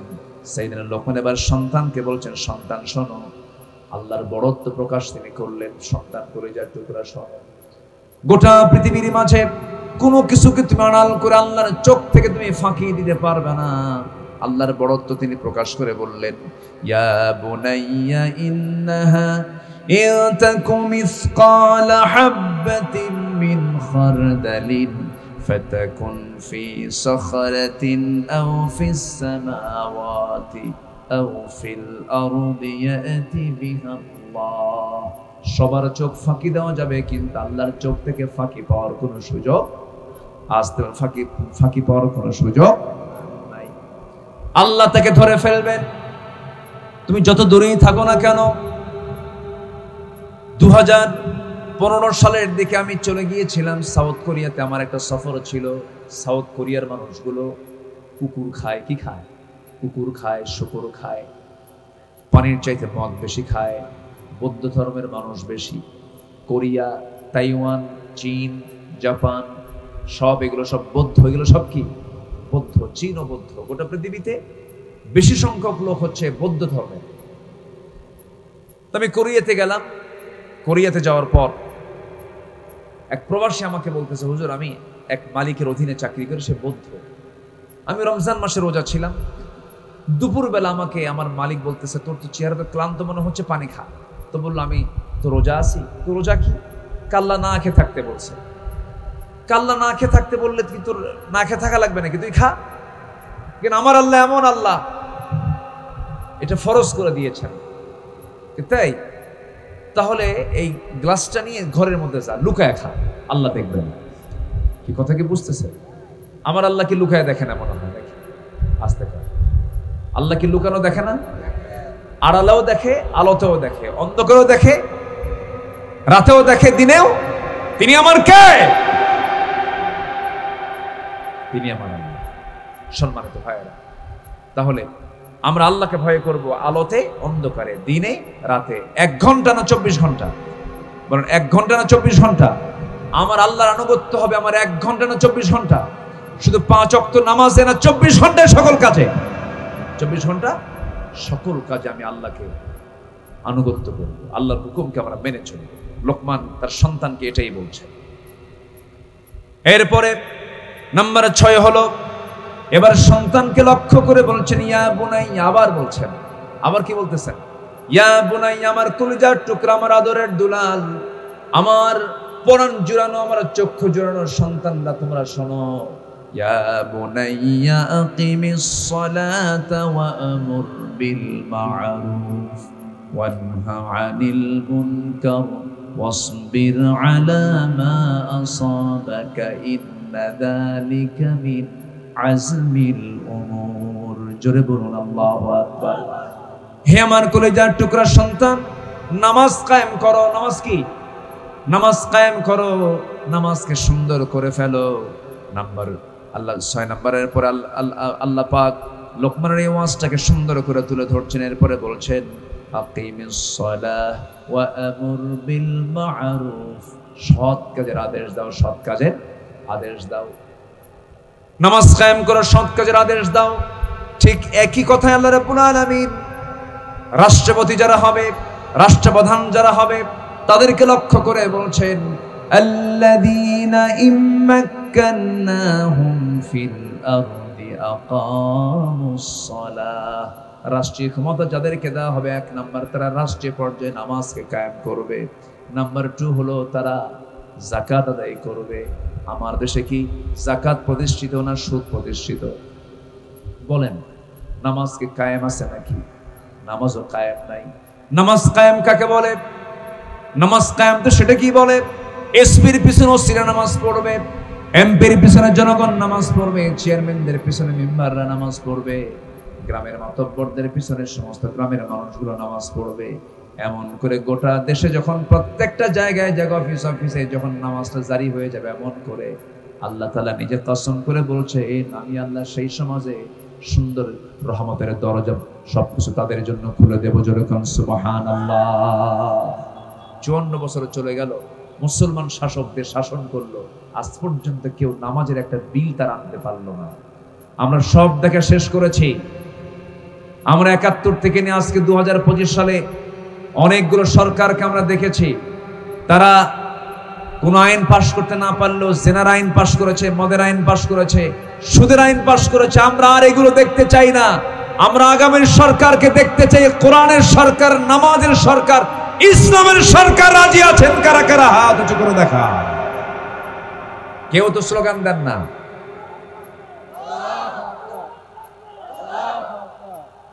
হাত নামা। চাচার ছাতা দেখে তো ভয় লাগে, কখন যে কি করে চাচা আল্লাহই জানে। খুব ভালো, খুব জোশওয়ালা মানুষ, খুব জোশওয়ালা, খুব স্পিরিট ভিতরে না? ভালো। বউটো আছে তো দাদা? কয়টা? কয়টা? আর কিচ্ছু? ও আচ্ছা, বুঝতে পারছি। না ঠিক আছে, ভালো। আপনাদের ভাষার মধ্যে অনেক সৌন্দর্য আছে, মাশাআল্লাহ। বলি আলহামদুলিল্লাহ। সম্মানিত ভাইয়েরা, আমার কথা কি কষ্ট পাচ্ছেন নাকি আপনারা? বলি আলহামদুলিল্লাহ। লোকমান তার সন্তানকে নসিহা করেছেন, উপদেশ দিয়েছেন কয়টা বলেন? 13টা। এর মধ্যে আমরা চলে এসেছি মোটামুটি 7 নম্বরে চলে আসছে, সৎ কাজের আদেশ দেওয়া। রাষ্ট্র ক্ষমতা যারা পাবে তারাও সৎ কাজের কি করবে? আদেশ দেবে। কোন আকাম কুকাম চলবে না। সন্ধ্যার পরে কোন মহিলা কোন পুরুষ এক জায়গায় বসে ইডিশ করতে পারবে না। এগুলো হচ্ছে অসৎ কাজ, খারাপ কাজ। ওয়ালা তাকরাবুজ জিনা, জিনার নিকটে যেও না। জিনার নিকটবর্তী কাজ কি? জিনা শুধু ইন্টারকোর্স করলেই জিনা হয় না। দুজন নারী পুরুষ এক জায়গায় হয়ে গেল, ইন্টারকোর্স কমপ্লিট হলো, সহবাস হলো, এটার নাম জিনা নয়। এটা তো মূল পর্ব ঠিক আছে, কিন্তু এর আগেও যত কাজ আছে সব জিনা। সব কি? জিনা। ওয়ালা তাকরাবুজ জিনা, জিনার নিকটেই যেও না। চোখের জেনা, কানের জেনা, হাতের জেনা, পায়ের জেনা আছে না নাই? অবাধে প্রশাসনের সামনে একটা ছেলে একটা মেয়েকে নিয়ে হাত ধরে ঘুরতেছে, চলতেছে। প্রশাসন যদি বলে, এই ছেলে এটা তোমার কে? গার্লফ্রেন্ড। এটা তোমার কে? বয়ফ্রেন্ড। বলেন তো, গার্লফ্রেন্ড বয়ফ্রেন্ড না জানোয়ার এগুলো? আসতে কোন এগুলো কি বলেন? এগুলো কি জানোয়ার। একটা পুরুষের জীবনে গার্লফ্রেন্ড একটাই থাকবে, সে হচ্ছে বউ। কয়টা বলেন বলেন বলেন? কে হবে? কে হবে? বউ। বউ হবে গার্লফ্রেন্ড, স্বামী হবে বয়ফ্রেন্ড। এছাড়া যত সম্পর্ক আছে সব জিনার সম্পর্ক, জিনার সম্পর্ক, জিনার সম্পর্ক। ওয়ালা মুত্তাখিদি আখদান ওয়ালা মুত্তাখিদাতি আখদান। গোপন গোপন কোন নোংরামি করা যাবে? আসতে বলবেন না, যাবে। সম্মানিত ভাইয়েরা, আমরা সুন্দর একটি বাংলাদেশ গড়তে চাই। সাইয়েদনা লোকমানের এই উপদেশগুলোকে আমরা সমাজে বাস্তবায়ন করতে চাই। জোরে বলি ইনশাআল্লাহ। আর জোরে বলি ইনশাআল্লাহ। হাইরে কি সময়গুলো আমরা পার করছি। এই কালীগঞ্জে মাহফিল করতে এসে কি মারামারি। দেভাটার পাশেই কোথায় যেন এক মাহফিল, আমাকে মঞ্চে উঠতেই দিল না ফেরেশতা। এই ফেরেশতাগুলো উঠতেই দিল। ফেরেশতা এই জন্য বলতেছি, ফেরেশতা যেরকম চোখে দেখা যায় না, 24-এ এই জুলাইয়ের আন্দোলনের পর থেকে এই ফেরেশতাগুলো একটা চোখে পড়তেছে না। ওই যে কে যেন একটা গান গাইলো না সুন্দর করে, কই ফাইন করে গজলটা গাইলো। সব কেউ নাই, কোনো চেয়ারম্যান নাই, কিচ্ছু নাই, সব ফেরেশতা হয়ে গেছে। সব অনেক কিছু করেছে, থানার দালালি করেছে, নিরহ নিরাপরাধ 80 বছর, 85 বছর, 90 বছরের বুড়াকে পর্যন্ত তাদের নামে মামলা দিয়ে জেলখানায় তাদেরকে কষ্টের মধ্যে রেখেছে। অনেক অত্যাচার করেছে। আমাকে 2018 সালে আমার বাড়ি ঘেরাও করে আমাকে ধরে নিয়ে চলে গেল। বললো, হুজুর চলেন, ওসি সাহেব দাওয়াত দিচ্ছে আপনারা, চা খাবার দাওয়াত। তো বললাম যে 250 পুলিশ নিয়ে আমার দাওয়াত দিতে আসছে। থানায় নিয়ে যাওয়ার পর ওসি সাহেব লজ্জা আমার চোখের সামনে, আমার চোখে চোখ লাগাতে পারতেছে না, খুব লজ্জা পাচ্ছে। মানুষের তো একটা সেন্স থাকে যে এই লোকটাকে ধরে আনলাম, কি করি। শেষ পর্যন্ত বলে হুজুর একটু মাফ করে দিয়ে, বদ্ধ দিয়েন না। কোনো উপায় নাই, কি করবো, চাকরি বাঁচান ফরজ, বাচ্চা কাচ্চা আছে। আমি বললাম ইমান বাঁচান তো নফল। মামলা যাচ্ছিল আরো কিছু যোগ টোক দিয়া প্রমোশন দিল, বোঝেন না? মামলা আরো যোগ দেওয়া মানে কি? প্রমোশন দিল, আরো প্রমোশন দিয়া, পাসপোর্ট ভারী করিয়া, আরো ভিসা লাগায় দিয়া, থানা থেকে কোর্টে চালান দিয়ে দিল, হ্যান্ডকাপ পরালো। আমরা তো চুরি করি নাই। কোর্টের জজ আমার দিকে তাকায় চিনছে, জিব্বায় কামড় মেরে মাথা নিচু করে বলে, হাই রে, এমন ধারা দিছে যে ধারায় আমি যদি জামিন দিই আমার চাকরি শেষ। জামিন অযোগ্য মামলা দিয়া পাঠায় দিল জেলখানায়। ঢুকলাম, ঢুকেই দেখি এক বুড়া চাচা, 80 থেকে 85 বছর বয়স, আমার দিকে তাকায়া লম্বা একখানা সালাম দিয়ে বলে, হুজুর আপনি জেলখানায় ঢুকছেন, খুব খুশি হলাম। তো বললাম, চাচা আপনি খুশি হলেন? জেলখানায় ঢুকলে কেউ খুশি হয়? বলতেছে, বাবা বহু ওয়াজ শুনি আপনার, কতদিন গেছি ওয়াজ শুনছি, কিন্তু কোনোদিন এত চেষ্টা করছে মুসাফা করব, একটু মন খুলে কিছু কথা বলবো, এই চান্স পাই নাই। আল্লাহ কত সুন্দর করে মিলাই দিছে, হুজুর জেলখানায় থাকেন, দোয়া করুন। এই কথা কি বুঝতেছেন? পরে আমি বললাম, চাচা আপনার এই বুড়া বয়সে আপনি কোন অকাম করে জেলখানায় ঢুকলেন বলেন? চাচাকে, বাবা বোমা হামলা। চাচা একদম খুব মানে ঠোঁটকাটা মানুষ, রসিক মানুষ, খুব মজা করে বললেন, আমি নাকি বোমা হামলা করছি। বাবা বলো তো, আমার এই 85 বছরের বুড়ার হাত দিয়া যদি বোমা মারতে যাই, এই বোমা তো আমার মাথায় পড়ার কথা, আমি কেমনে বোমা মারব? এই সমস্ত কল্পিত নাটক করেছে তারা। শেষ পর্যন্ত তারা টিকতে পারে নাই, মামু বাড়ি দিল্লি গিয়ে পালায় আছে তারা। প্রত্যেকটি হত্যার বিচার বাংলার জমিনে হতে হবে। সকল কিছুর আগে নির্বাচন, সংস্কার কি করবেন করেন, সকল কিছুর আগে আমার সন্তানরা রাজপথে জীবন দিয়েছে, 2000 লাশ ঝরিয়েছে, প্রতিটি হত্যার বিচার বাংলার জমিনে হতে হবে। আল্লাহ বিচার চান না? আল্লাহ বিচার চান না? আমরাও বিচার চাই। আল্লাহ বিচার চান, আমরাও বিচার চাই। কুতিবা আলাইকুমুল কিতাল ওয়া হুয়া কুরহুল লাকুম, আছে না? কি বলে? কুতিবা আলাইকুমুল কিসাস, আল্লাহ পাক কিসাসের বিধান দিয়েছেন। একজন মেরেছে, তাকে মেরে ফেলো। চোখ তুলছে, ওরও চোখ তোলো। ওর হাত কাটছে, ওরও হাত কাটো। কি আছে না? হ্যাঁ, কিসাসের হুকুম আছে না নাই বলেন? আল্লাহ পাক রোজার আয়াতের সাথে এই আয়াত দিয়ে দিয়েছেন, সিয়াম কুতিবা আলাইকুমুস সিয়াম, একই স্টাইলে কুতিবা আলাইকুমুল কিসাস। এটাকে আপনি বাদ দিবেন কেন?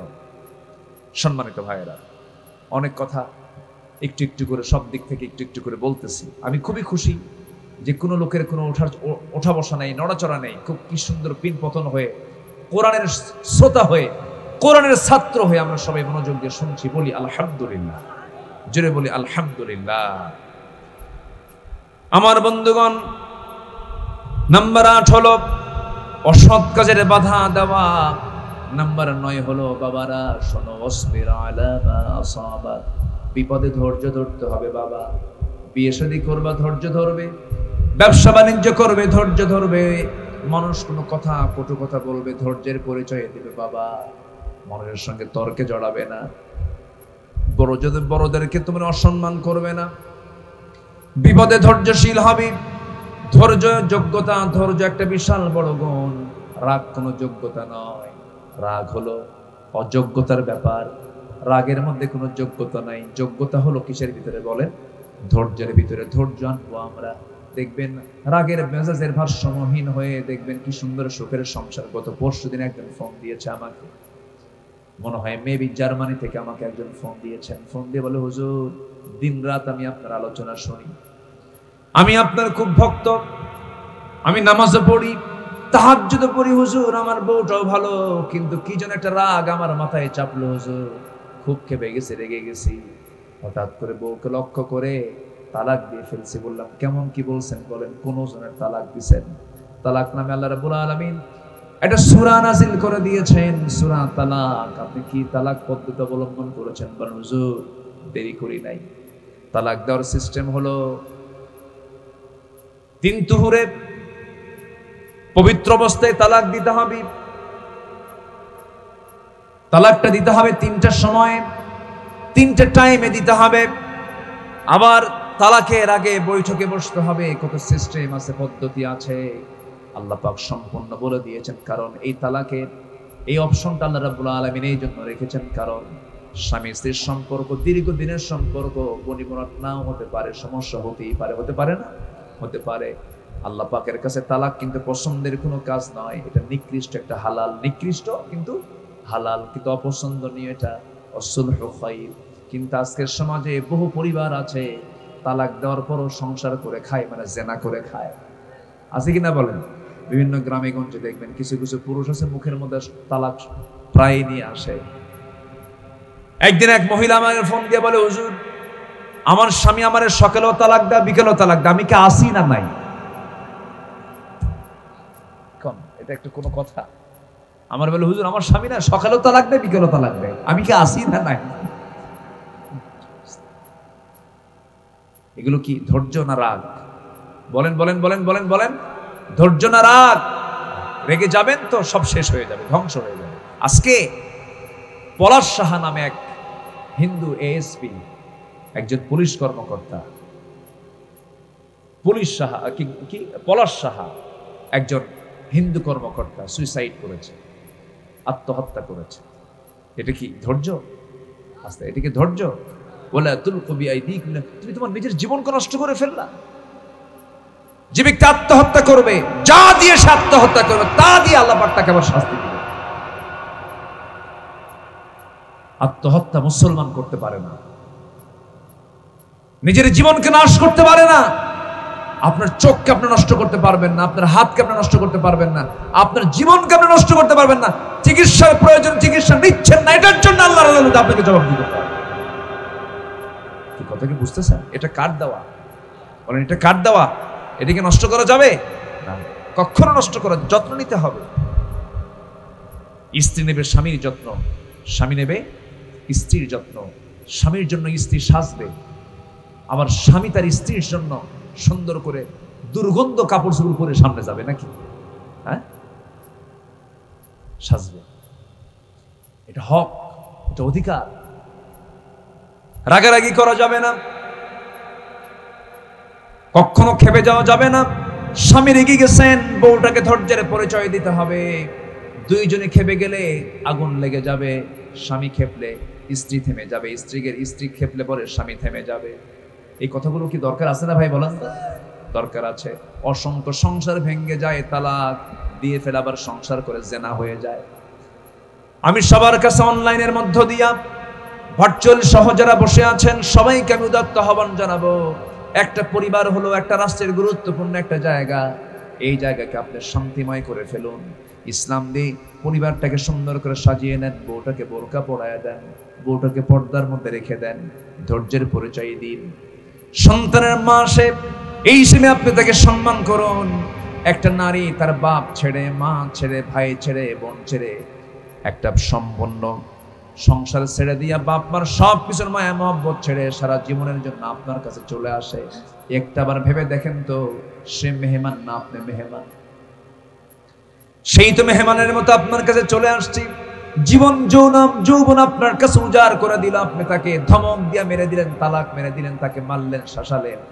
না না, এটা ভদ্রতার বিষয় নয়, এটা আপনার জন্য আচরণের জন্য সম্পূর্ণ খেলাফ কাজ। এই সমস্ত কাজগুলো করা যাবে না। রাসূল বলেছেন, যে স্বামী তার বউয়ের কাছে ভালো সেই বউ, যে স্বামী তার বউয়ের কাছে ভালো সেই বান্দা আল্লাহর কাছে ভালো। আবার যে স্বামীটা তার, যে স্ত্রী তার স্বামীর কাছে ভালো সেই বান্দি আল্লাহর কাছে ভালো। জোরে বলুন সুবহানাল্লাহ। নবীজি কখনো খেপতেন না। আমার নবীজির বউকে একটা না একাধিক? বলেন, আমরা রাসূল কি বউকে একজন ছিল না একাধিক ছিল? চাচার কয়টা বললেন? আরে বাবা, চাচা খুব ভালো তো। চাচা সবার, আমি দেখছি এর আগে, আমি দেখছি তো আপনাকে। চাচা সব মাহফিলে যায়। হ্যাঁ, আর দেখেন 4-5টা মাহফিলের নাম বলে ফেলছে মাশাআল্লাহ। ওয়াসাবিকুন আস-সাবিকুন, আল্লাহ আপনাকে কবুল করুন, জোরে বলে আমিন। চাচা ভালো, কিন্তু বউ মাত্র একটাই ভালো, একটাই ভালো, ফাওয়াহিদাতান, একটাই যথেষ্ট। কারণ ফাইন খিফতুম আল্লা তা'দিলু, তুমি যদি আশঙ্কা করো যে সমতা রক্ষা করতে পারবে না, সে জায়গায় কয়টা ভালো? একটাই ভালো। দুইটা তো কঠিন কাজ, দুইটা কি সহজ কাজ না কঠিন কাজ? রাসূল বলেছেন যদি কেউ দুই স্ত্রী তার কিন্তু সমতা রক্ষা করতে পারে না, কিয়ামতের দিন ওই স্বামীকে আল্লাহ রাব্বুল আলামিন গোশত ছাড়া, চামড়া ছাড়া, হাড্ডি সার দেহ না আখিরাতে তুলবে। এত সস্তা, খালি কয় বিয়ে করা সুন্নাত, দুই বউ থাকা সুন্নাত, এরকম করে না, এরকম করে। আমার মায়েরা দারুণ খুশি, হুজুর ভালো করে কন, আমার স্বামী খেলে খোঁজা মানে।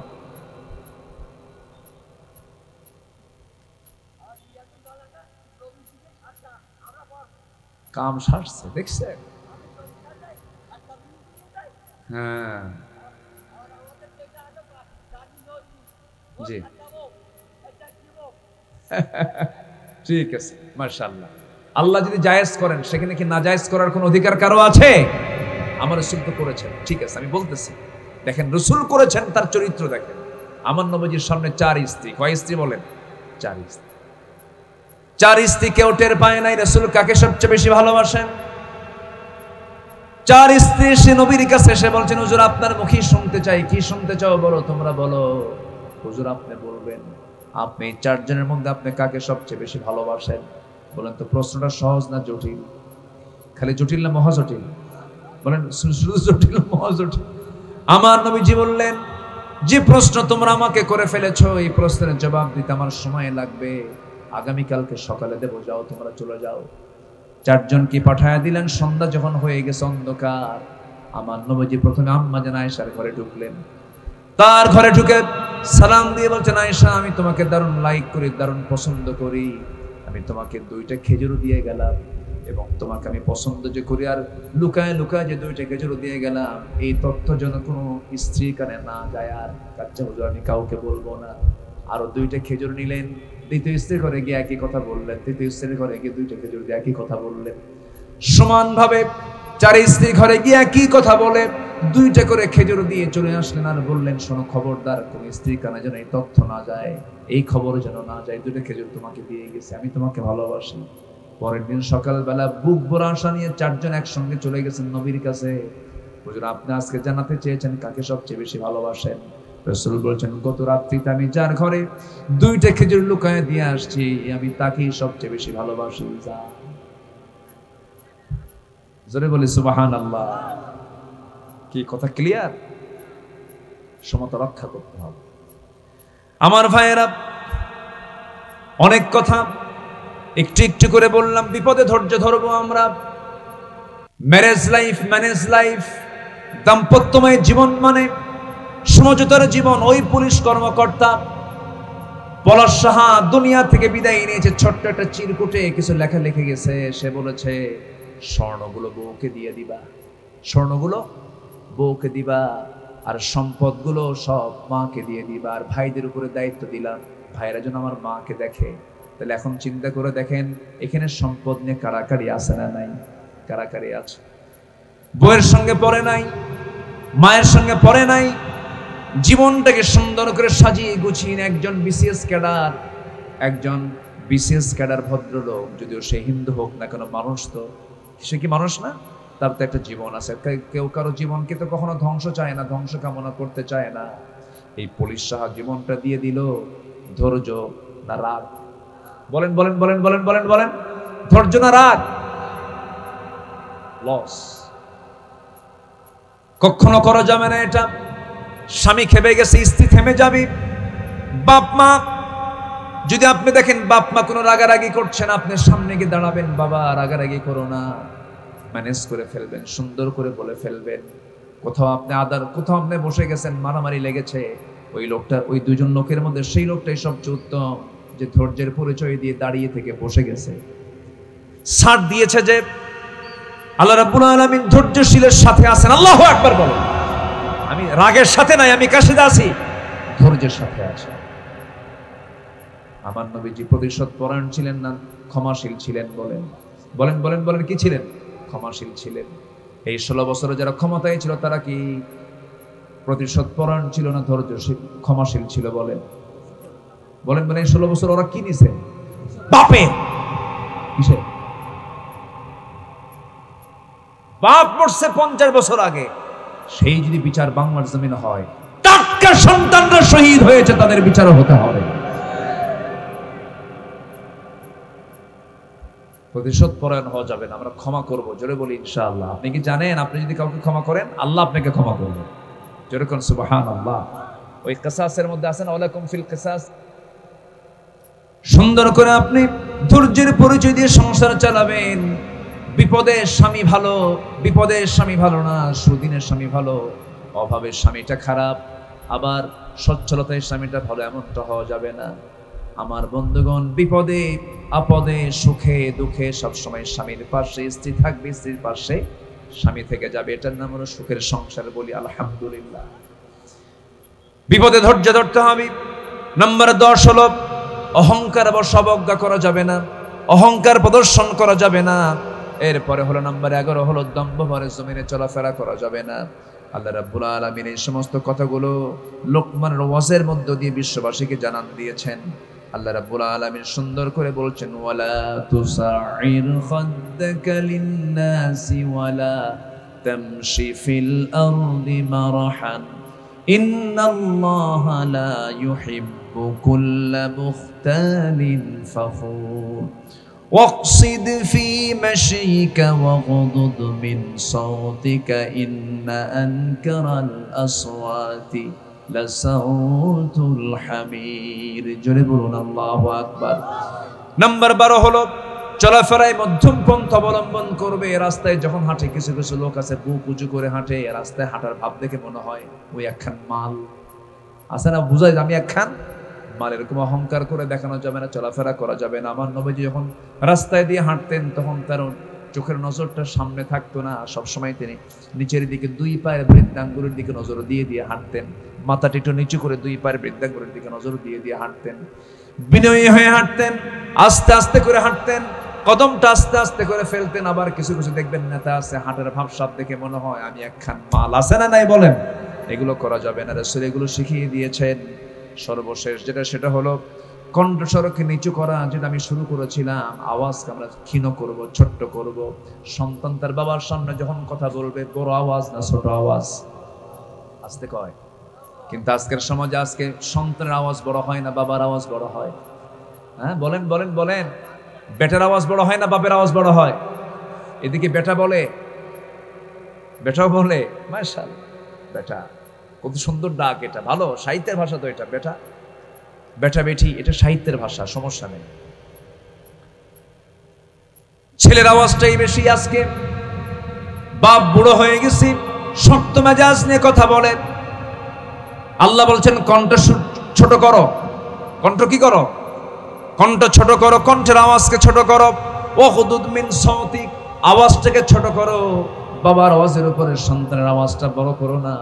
মুসল্লি হয়ে তুমি ইমামের কথার উপরে তোমার কথার আওয়াজটা বড় করো না। কিন্তু এরকম বেয়াদব মুসল্লি বুঝি কালীগঞ্জে নাই?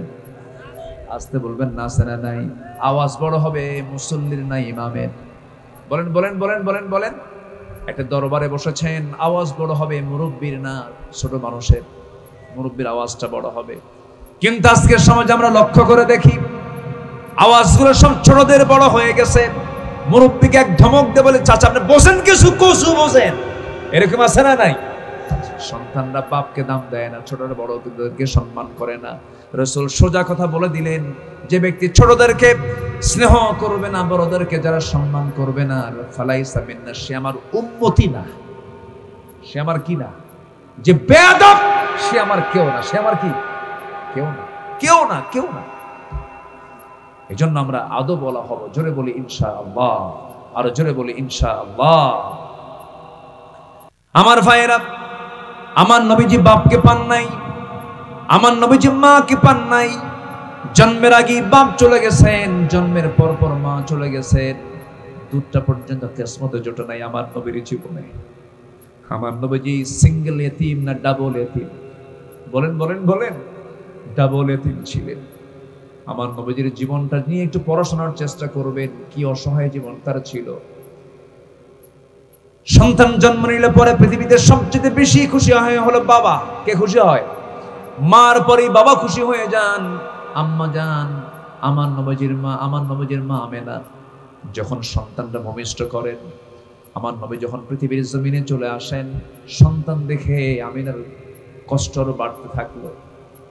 মা আমেনা ঘুমাতে পারেন না, স্বামীর কথা বারবার মনে হয়, যাহারে আমার সন্তান দুনিয়াতে বেঁচে আছে, স্বামীটা না, আমি সন্তানটা কার কোলে উঠাইয়া দেব। বারবার কান্নাকাটি করে। আম্মাজান, আমার নবীজির আম্মাজান আমেনার চোখের পানিতে আমার নবীজির বুকটা ভেসে যাচ্ছে, বুকে টপ টপ করে পানি পড়ে। সন্তান কোলে নিলেই তার কান্নার পরিমাণ বেড়ে যায়। আমার নবীকে আল্লাহ রাব্বুল আলামিন কি সুন্দর করে তাকে সাপোর্ট দিয়েছেন। আবু তালেব যদিও কাফের ছিলেন, কিন্তু ভদ্র কাফের ছিলেন, ইসলাম কবুল করেন নাই, কিন্তু সারা জীবন আমার নবীর পক্ষে কথা বলেছেন, ভদ্র কাফের।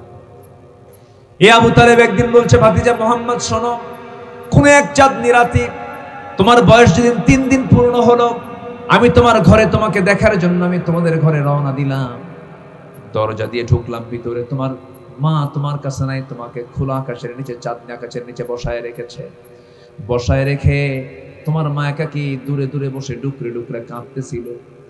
কিন্তু ভাতিজা মুহাম্মদ, আমি সেই সময়, তুমি 3 দিনের শিশু, আমি সেই সময় দেখতে পেলাম তুমি একাকি সেখানে শুয়ে আছো, হাত পা গুলো নড়াচড়া করতেছো। তোমার ডান হাতটা যখন নড়ায়, যখন বাম দিকে নিয়ে আসো, আকাশের চাঁদ আমি দেখলাম বাম দিকে চলে আসলো। যেরকম সুবহানাল্লাহ। তোমার হাতটা যখন, বাম হাত যখন ডান দিকে চলে গেল, আকাশের চাঁদটাও ডান দিকে চলে গেল। দুটো হাত নিয়ে যখন নিচের দিকে টান মারলে, তোমার চাঁদটা তোমার কাছাকাছি চলে আসলো। আমি কি ভুল দেখছি নাকি? আমার নবীজি বলছেন, চাচা যা দেখেছেন ঠিক দেখেছেন, কারণ আমার মা আমাকে টাইম দিতে গিয়ে আমার মার কষ্ট বেশি হয়ে যায়। স্বামী মরে গেছে, স্বামীর কথা বারবার মনে হয়ে যায়, এই জন্য আমাকে করে নিতে পারে না। আমি নিঃসঙ্গ ছিলাম, আমাকে সঙ্গ দেওয়ার মতো কেউ ছিল না। চাঁদনি আকাশের নিচে আমার আম্মা আমাকে শুয়ে রেখেছেন, আমি একাকি, আমি যেন কষ্ট না পাই, এই জন্য আল্লাহ রাব্বুল আলামিন আমার জন্য আকাশের চাঁদটাকে আমার জন্য খেলনা বানাইয়া দিয়েছিলেন। জোরে বলে সুবহানাল্লাহ, আরো জোরে বলে সুবহানাল্লাহ। সেই নবী বলেন, আমি মাকে পাই নাই, মার সঙ্গে খারাপ আচরণ করো না, নামাজটাকে ঠিক মতো আদায় করো। তুমি কি জানো তোমার নামাজ তোমাকে জান্নাতে নিয়ে চলে যাবে? সময় মতো নামাজটা পড়ো, সময় মতো সুন্দর করে সালাতে দাঁড়ায়া যাও। ইন্নাস সালাতা কানাত আলাল মুমিনিনা কিতাবাম মাওকুতা। সময় মতো নামাজ তুমি পড়বে, ডিউটি করবে। তুমি কি জানো তোমার দিলটা যদি মসজিদের সঙ্গে লটকানো থাকে, আল্লাহ বললেন আমি তাকে আরশ আজিমের ছায়ায় জায়গা দিয়ে দেব, আমি আরশ আজিমের ছায়ায় তাকে জায়গা দিয়ে দেব। আমার নবীজি মার ব্যাপারে বলে দিলেন, কখনো মার সঙ্গে খারাপ আচরণ করা যাবে না, নামাজটাকে কন্টিনিউ করবে, সুন্দর করবে। বিরুল ওয়ালিদাইন নাম্বার 2 কাজ হলো বাপ মার সঙ্গে সুন্দর আচরণ করবে। এক সাহাবীর দুনিয়া থেকে ইন্তেকালের সময় হয়ে গেছে, সাহাবী দুনিয়া থেকে বিদায় নিচ্ছেন।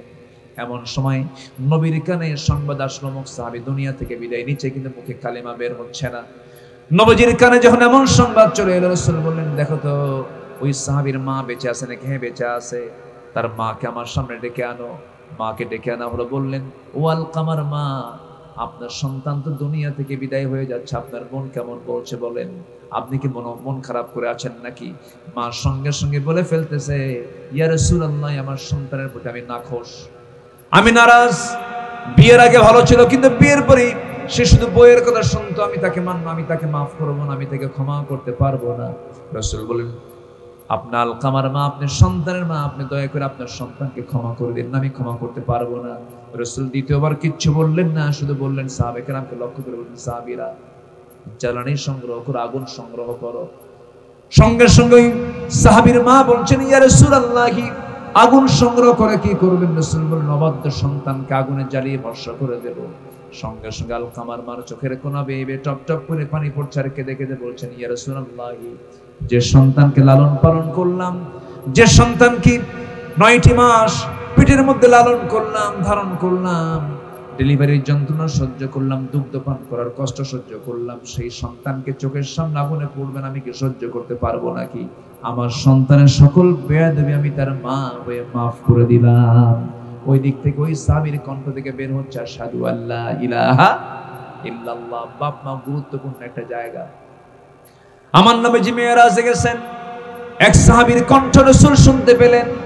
নবীজি দুনিয়াতে এসে বলছেন, নুআমান রে, জান্নাতের মধ্যে ঘুরে আসলাম কিন্তু সেই জায়গায় তোমার কণ্ঠ শুনতে পেলাম, এর কারণটা কি? সাহাবী বলছেন, ইয়া রাসূলুল্লাহ, এই দুনিয়াতে আল্লাহর পরে আর আপনার রাসূলের পরে সবচাইতে আমি যাকে সবচাইতে বেশি সম্মান করি আমার মা, আমার বাবাকে আমি সম্মান করি। রাসূল বলছেন, এই আমলের কারণে আল্লাহ রাব্বুল আলামিন তোমার কণ্ঠ আমার কানে আল্লাহ রাব্বুল আলামিন ঢুকায় দিয়েছেন। জোরে বলুন সুবহানাল্লাহ। সাইয়েদনা বেলালের কণ্ঠ শুনতে পেলেন। রাসূল বলছেন, বেলাল, জান্নাতের মধ্যে ঘুরতে নিয়ে আমি তোমার পায়ের আওয়াজ শুনতে পেলাম, তোমার কণ্ঠের আওয়াজ শুনতে পেলাম, কারণটা কি বলো তো? সাইয়েদনা বেলাল বলেন, হুজুর, আমার ব্যক্তিগত কিছু আমল আছে, সে আমলের মধ্যে এক নম্বর আমল হলো যখন আমার ওযু চলে যায় সঙ্গে সঙ্গে ওযু বানাই না, আমি ওযুর উপরে থাকি, আর ওযু যখন করি সঙ্গে সঙ্গে 2 রাকাত নফল নামাজ পড়ি। জোরে বলুন সুবহানাল্লাহ, জোরে বলুন সুবহানাল্লাহ। তাহলে এখানে নামাজও আছে, বাপ মাও আছে, নামাজও আছে, বাপ মাও আছে। আইয়ুল আমালি হাব্বু ইলাল্লাহ, আল্লাহর কাছে সবচাইতে প্রিয় কাজগুলো কি কি? রাসূল বললেন 3টা নেক আমল। নাম্বার 1 হলো নামাজ আদায় করা ঠিক মতো। নাম্বার 2 হলো বাপ মার সঙ্গে সুন্দর আচরণ করা। আমার বন্ধুগণ, আমার দেশে বৃদ্ধাশ্রম গড়ে উঠেছে, এটা বড় বড় কপাল আমাদের। আমার দেশে বৃদ্ধাশ্রম কেন গড়ে উঠবে? আমেরিকায় সাহাবী, আমেরিকায় কোন মায়ের কোন সন্তান, এটা অনেকে কোন বাবার কোন সন্তান কেউ জানে না। সন্তান তার বাবার পরিচয় নাই, সেখানে বৃদ্ধাশ্রম গড়ে উঠতে পারে। কিন্তু বাংলার জমিন এমন কি পরিচয় আছে নাকি? বলেন, পরিচয় ছাড়া কোনো সন্তান আছে নাকি? না। এই দেশে তো বৃদ্ধাশ্রম পছন্দনীয় নয়, এই দেশে এটা মানানসই নয়। কিন্তু নিজের চোখে দেখে এসেছি, নিজের চোখে ধরা পড়েছে। আমি দেখেছি গাজীপুরে কিছু কিছু বৃদ্ধাশ্রম গড়ে উঠেছে, সেখানে কোনো ডাক্তার, সেখানে কোনো আলেম ওলামা, কোনো হাফিজের বাপ মা সেখানে থাকে না।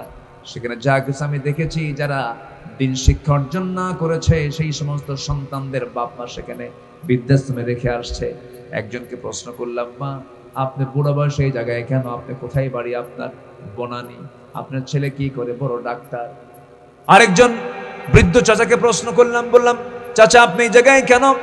বললেন, আমি একজন বড় কর্মকর্তা ছিলাম, বড় অফিসে আমি কর্মকর্তা ছিলাম, অবসর হয়ে গেছে। সন্তানগুলো কি করে?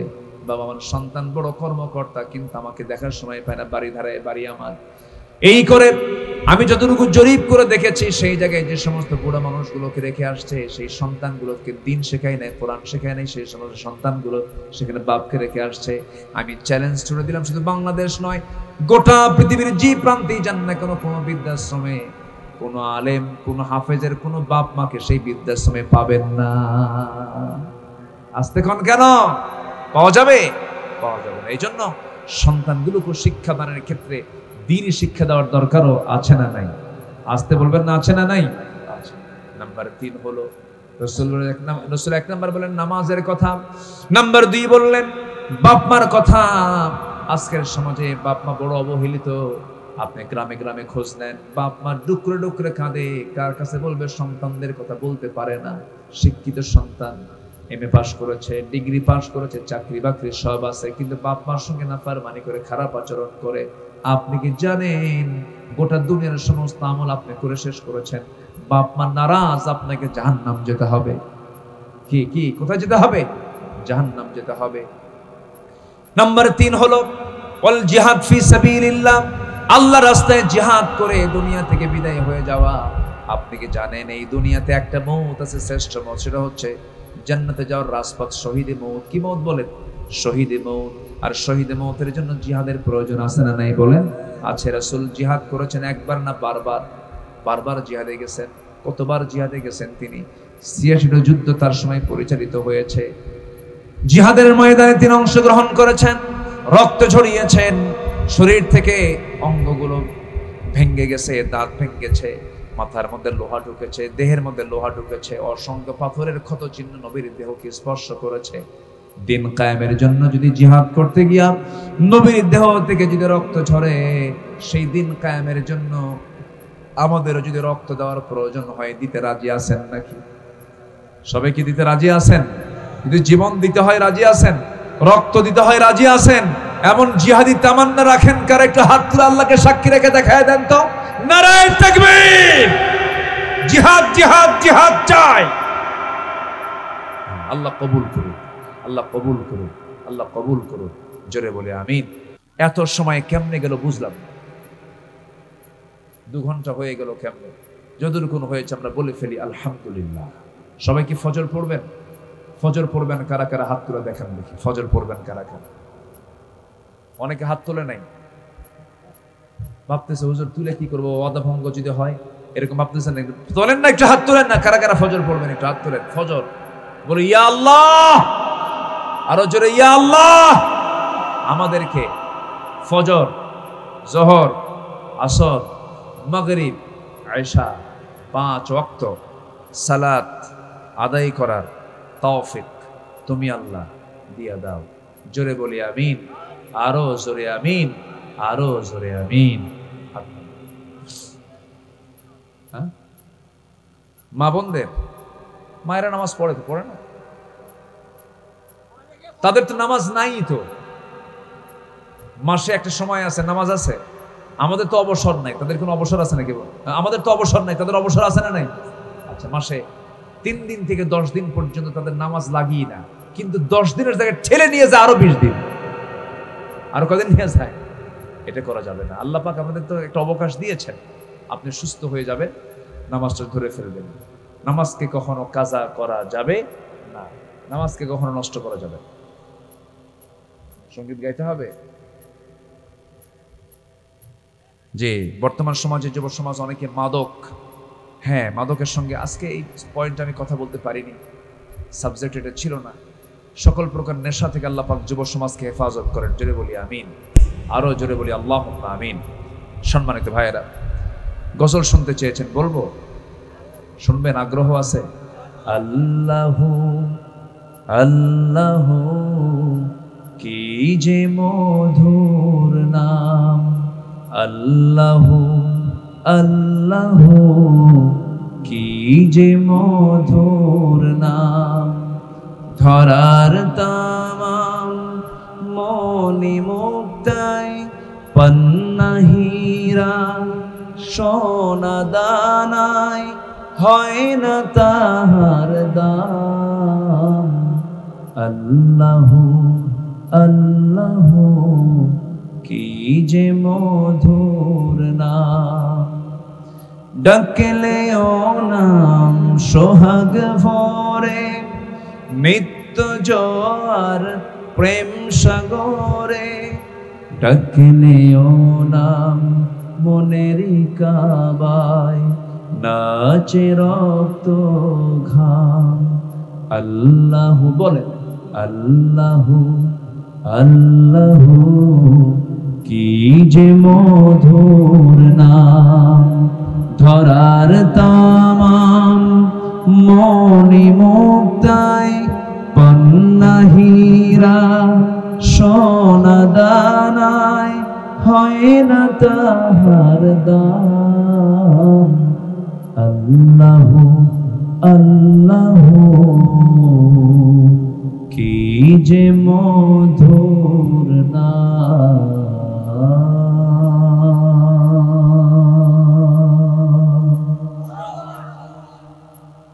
জি, আমরা এখন দোয়া করি। আমরা চাইবো কার কাছে বলুন তো?